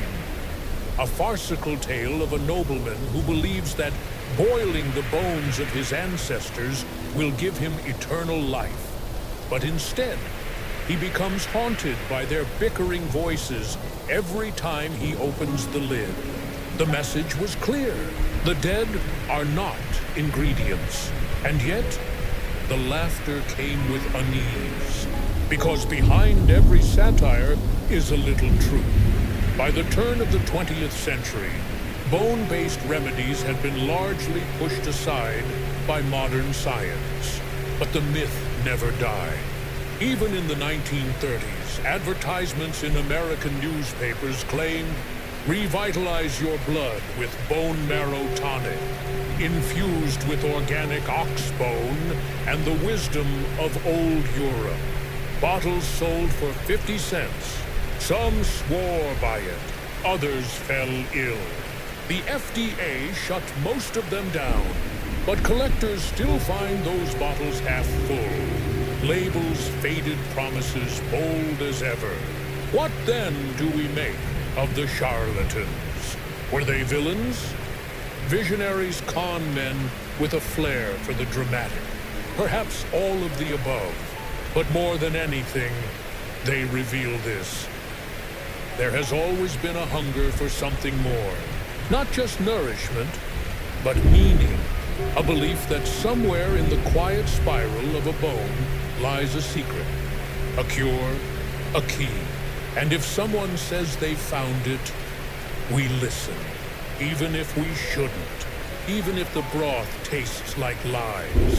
So tonight, as your breath slows and your mind drifts, imagine a velvet-draped room, a golden ladle, a spoon lifted to royal lips, the crowd watching, breath held, and the charlatan smiling. Does the king taste magic? Or just meat? Does it matter? Because sometimes belief is the stronger ingredient. In our penultimate chapter, we leave kings and crooks behind and return to objects, the bone cups, spoons, and ladles made from human remains, and the unsettling beauty of those who drank from the dead. Until then, sleep deeply. No charlatan can find you here, and the broth tonight is only a dream. There is a difference between using the dead and using them to use again. For centuries, people boiled bones for broth, for healing, for memory. But in certain corners of the past, the bones were not merely boiled. They were shaped, carved, sanded, smoothed, transformed. Not into grave markers, not into trophies, but into spoons, into cups, into ladles that stirred the soup made from those very bones. It sounds like something from a dark fantasy, but it is not fantasy at all.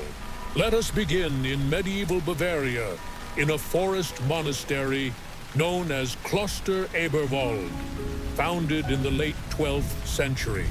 Among the monastery's few surviving relics is an item kept under glass, a drinking bowl no larger than 2 hands wide. Its rim is decorated with iron studs. Its base is carved with the Latin phrase in bone memoria, in bone remembrance. It is made unmistakably from the top half of a human skull. Records suggest it once belonged to Abbot Petras, a revered monk known for visions during prayer. Upon his death, his brothers, against all official doctrine, preserved his skull, polished it, and used it during certain ritual fasts. It was filled not with wine, but with bone broth made from other deceased monks in the order. The act was not considered cannibalism. It was continuation. They believed that by drinking from his skull, they were receiving his wisdom as a vessel receives light. This practice of turning human remains into utensils has deeper roots. In Tibet, for example, kapalas ritual cups made from human skulls were used by tantric practitioners for offerings to deities. These were not grotesque tools, but sacred instruments adorned with silver jewels and reverent inscriptions. While typically used for wine or blood in ceremonial rites, there are accounts of warm herbal broths being sipped from them during long solitary meditations. The warmth, they believed, activated the soul of the cup. To drink from a skull was not a horror, it was a shortcut to transcendence. Across the steppes of Mongolia, warriors once carved spoons from the ribs of their fallen enemies.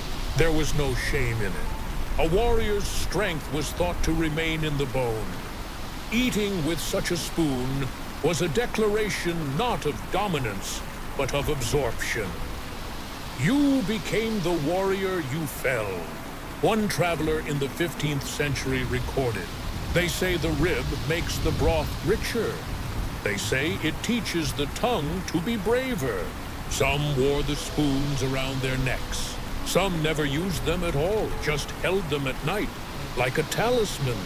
In 16th century Denmark, there is record of a small village near Roskilde, where children were told, "Eat your soup well, or the spoon will turn to bone." An odd proverb, perhaps, but archaeological digs in the region unearthed cutlery carved from human leg bones, finely polished, used not for display, but for dinner.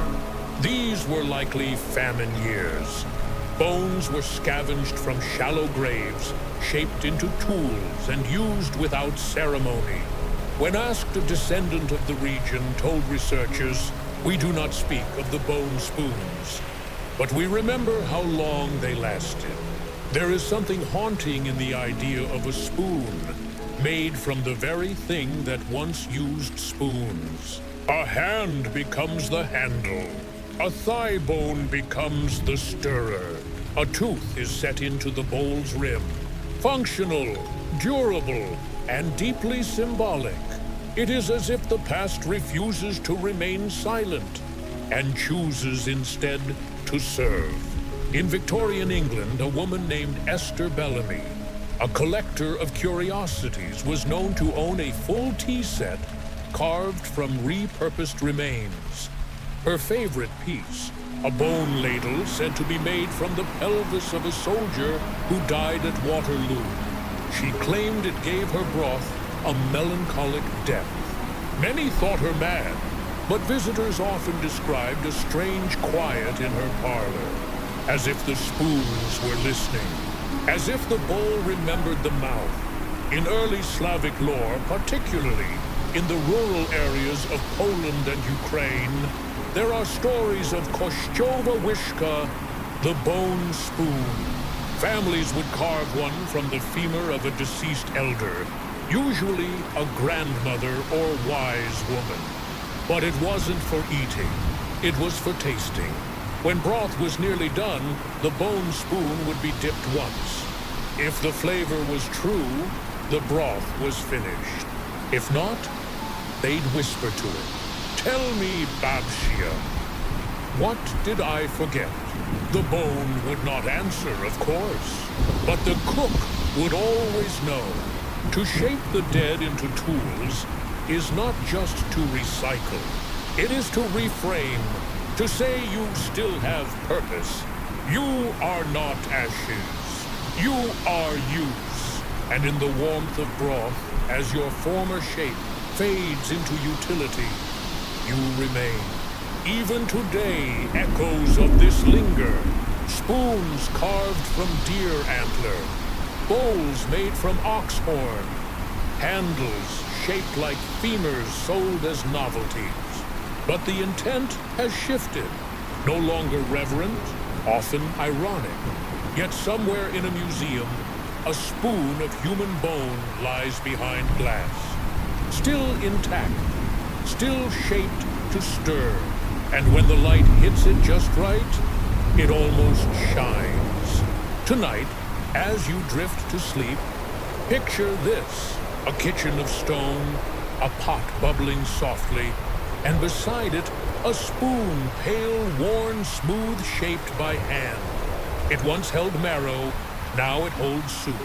It once moved with muscles, now it stirs on its own. Is it eerie, or is it simply honest? After all, every tool has a story, and some were once storytellers. In our next part, we return to the world of fictional warnings and forgotten fables, tales where soup became punishment or prophecy or poetic justice. Until then, rest easy. The spoons are quiet, the bowl is still, and the hands that once carved them are near. Long before anyone studied marrow under a microscope or debated ethics in a courtroom, the idea of bone soup had already found its way into the oldest library of all. Folklore, in quiet cottages around fire-lit hearths, and in the pages of hand-inked books now browned with age, stories of bone soup were passed down, not as recipes, but as warnings, lessons, and echoes of something half-believed. They were not instructional, they were instructive. And while no two were exactly alike, the pattern was always familiar. A pot, a bone, a choice, and a consequence. Let us begin with an old tale from Transylvania, told in hushed tones by mothers to children who asked too many questions. It was called the soup that listened back. A poor widow, they said once, boiled bones stolen from the village graveyard. She believed that by drinking the broth, she would inherit the strength and secrets of the dead. But the soup refused to cool. She tried to blow on it. It boiled harder. She poured it out. It refilled. And when she finally dared to taste it, she found herself unable to stop sipping. By dawn, she had forgotten her name. By dusk, she spoke only in whispers, none her own. They say she still stirs her pot in the forest. The lesson, what is taken without reverence will never nourish.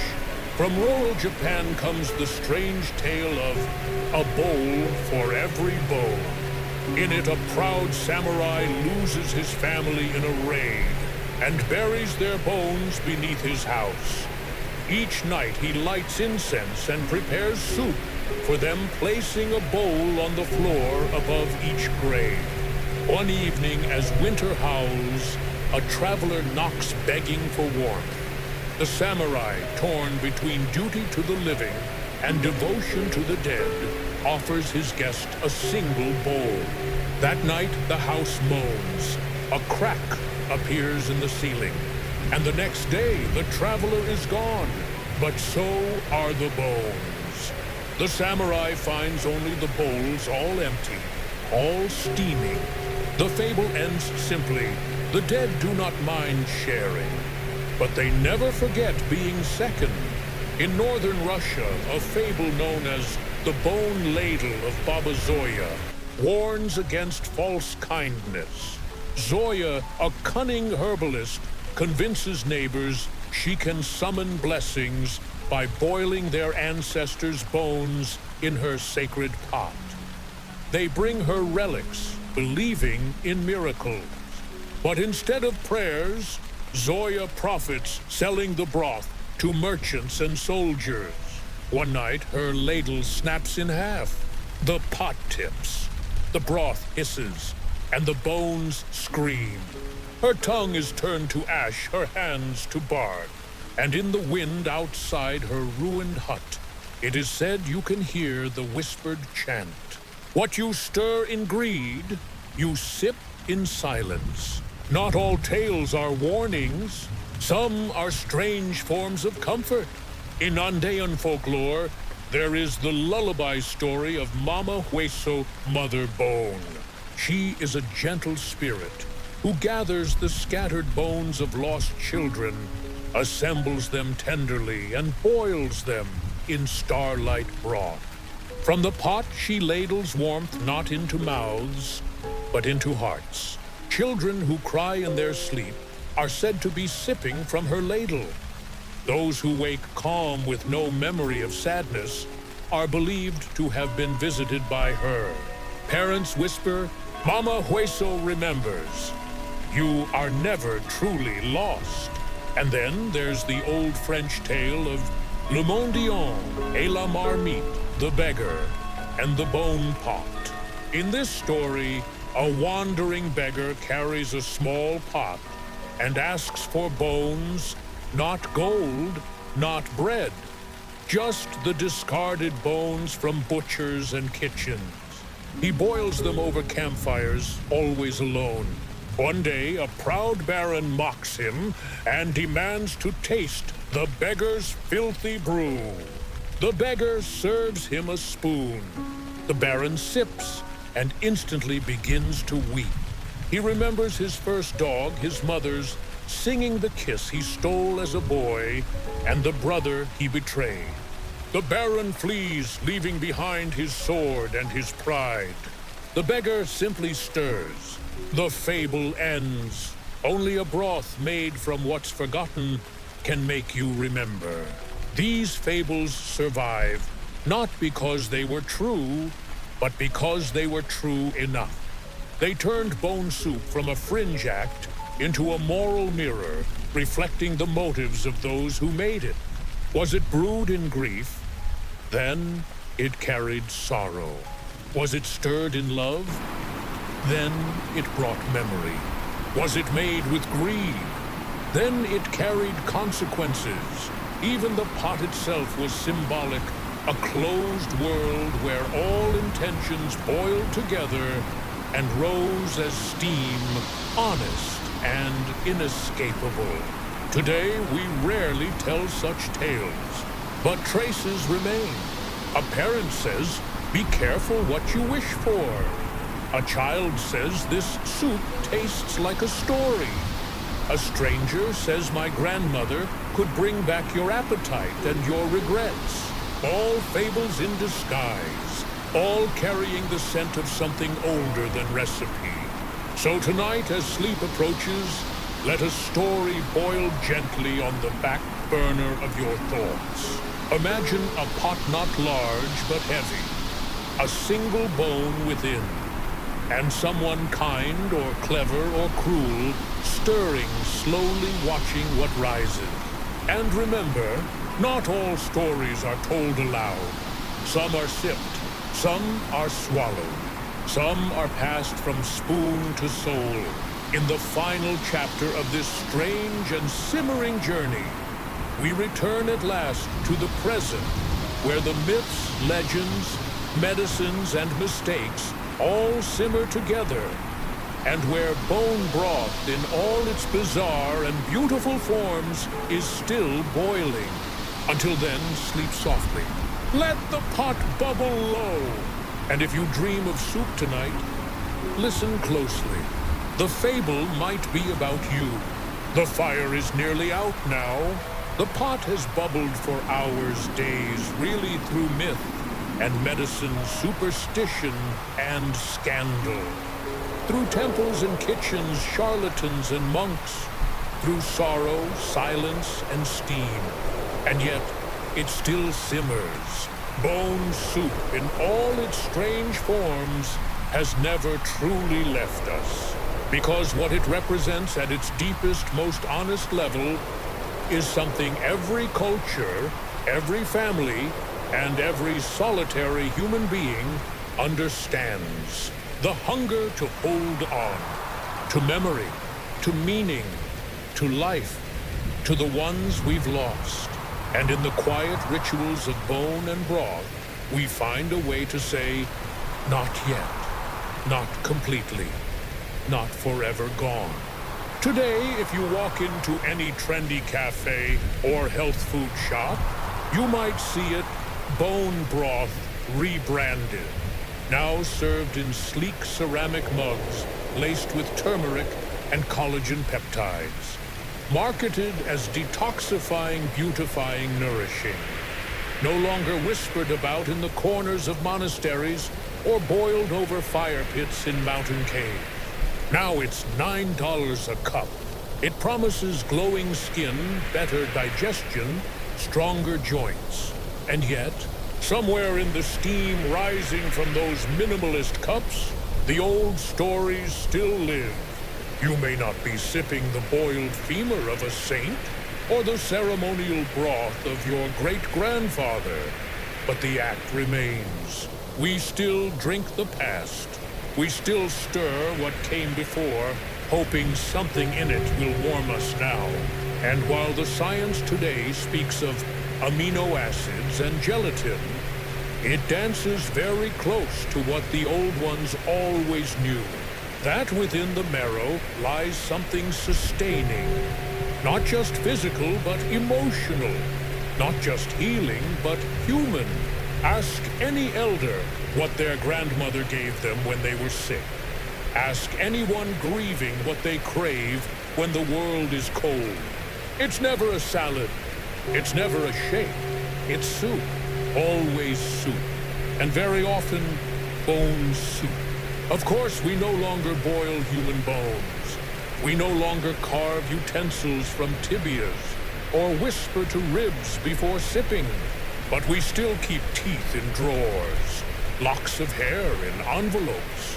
We still visit graves and press our hands to cold stones. We still stir pots when words fail. And that, in essence, is the last truth of bone broth. It is not about the bone. It's about the ritual, about doing something slow, something ancient, something alive. It is in its most honest form, a quiet form of prayer. In remote villages of Eastern Europe, there are still elders who believe the first soup of the new year must contain a bone from the last meal of the year past. In parts of rural China, some still tie a red thread around the ladle used for ancestor broths to keep dreams calm and ancestors close. And in Mexico, on Dia de los Muertos, broth is placed on altars because the dead walk far to visit us. Let them arrive to something warm. These are not fables.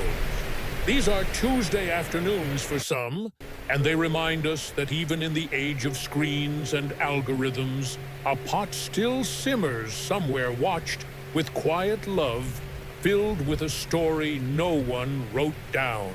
Even the act of making bone broth today, gathering scraps, boiling them low and slow for hours, tending them patiently, echoes the rhythm of memory. It cannot be rushed. It cannot be forced. Like grief, like healing, like legacy.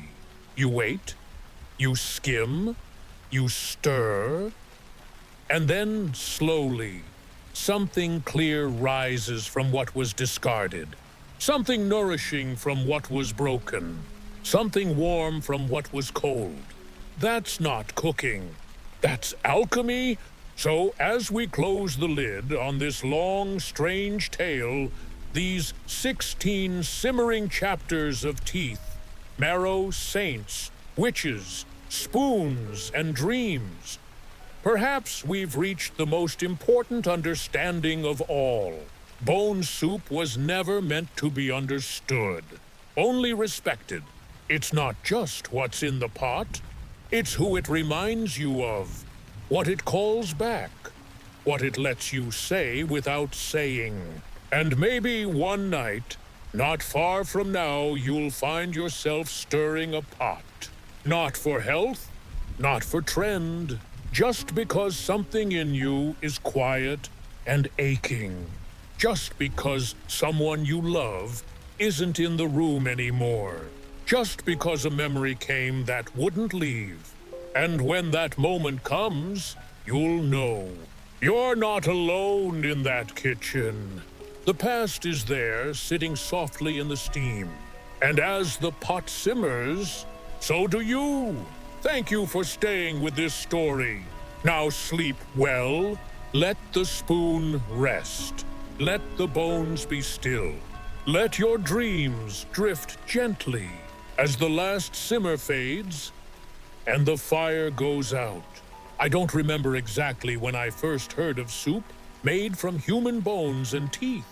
Maybe it was tucked into the pages of a forgotten book.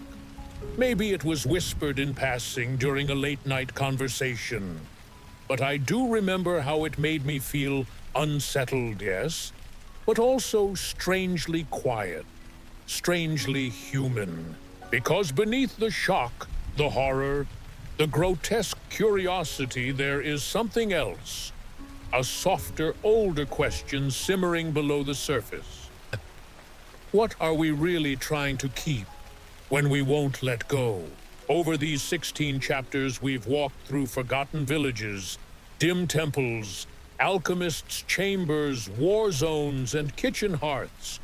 We've seen the bone used to heal, to harm, to remember, and to deceive. But through it all, one thread has quietly woven every story together. A desire to hold on to what was, to who we loved, to the idea that something, anything, might survive after the last breath is gone. I've come to believe we all carry a kind of invisible pot inside us, a private cauldron, and in it we stir the things we've lost and can't quite let go of.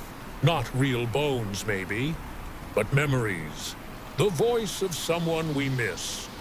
The feel of hands that once tucked us in. The way someone laughed just once that we've never heard again. We don't boil them, we don't drink them, but we revisit them over and over as if keeping them warm means they won't disappear. Do I believe real people once made soup from human bones and teeth?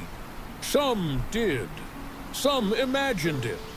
Some told stories about those who did to teach others a lesson. But here's what I do believe, without hesitation, that there is something profoundly human about the idea, because soup is never just food. It's an act, a ritual, a quiet way of saying, I remember you. Even now in our modern kitchens, something old still lingers. That quiet moment when we stir a pot and think of someone, when we cook the meal they used to love, when the smell brings back a room that no longer exists. Maybe it's your grandmother's broth. Maybe it's a meal your father used to make after long days. Maybe it's something simple, but it carries a weight words can't hold. These are the bone soups of today. They don't need a skull, only silence, and someone to taste it. The strangest part of this journey for me wasn't the monks or the witches or the charlatans. It was the quiet grief behind so many of their stories. The woman who boiled bones to feel close to her dead husband. The old midwife who believed teeth could still speak if treated gently. The families who stirred a broth, not for health, but for memory. We are strange creatures, but we love deeply. And sometimes, the only way we know how to carry that love after loss is to stir it. So if you ask me, do you think bone soup is real? I'll answer honestly, I don't know. Some parts, probably. Some just stories. But what I believe is very real is the need behind them. The need to preserve, to connect, to bring someone back, even if only for the length of a single meal. And if after hearing all of this, you find yourself thinking of someone you miss, someone whose voice you can't quite remember anymore, someone whose absence still echoes through the corners of your day, then maybe now you understand too. It was never about the bones. It was about the space they left behind, and the warmth we tried to pour into it. Thank you for walking through this story with me. Maybe you're lying in bed listening in the dark. Maybe you fell asleep halfway through. Maybe you're still awake, thinking quietly, your thoughts drifting like steam from an old blackened pot. Wherever you are, however you are, just know, what we lose does not always leave us. Sometimes it just returns, as a memory, as a scent in the kitchen, as a dream that stirs just before sleep. Rest well tonight. Let the last simmer fade. Let the pot cool. Let the story settle. And when you wake, maybe a new story will begin.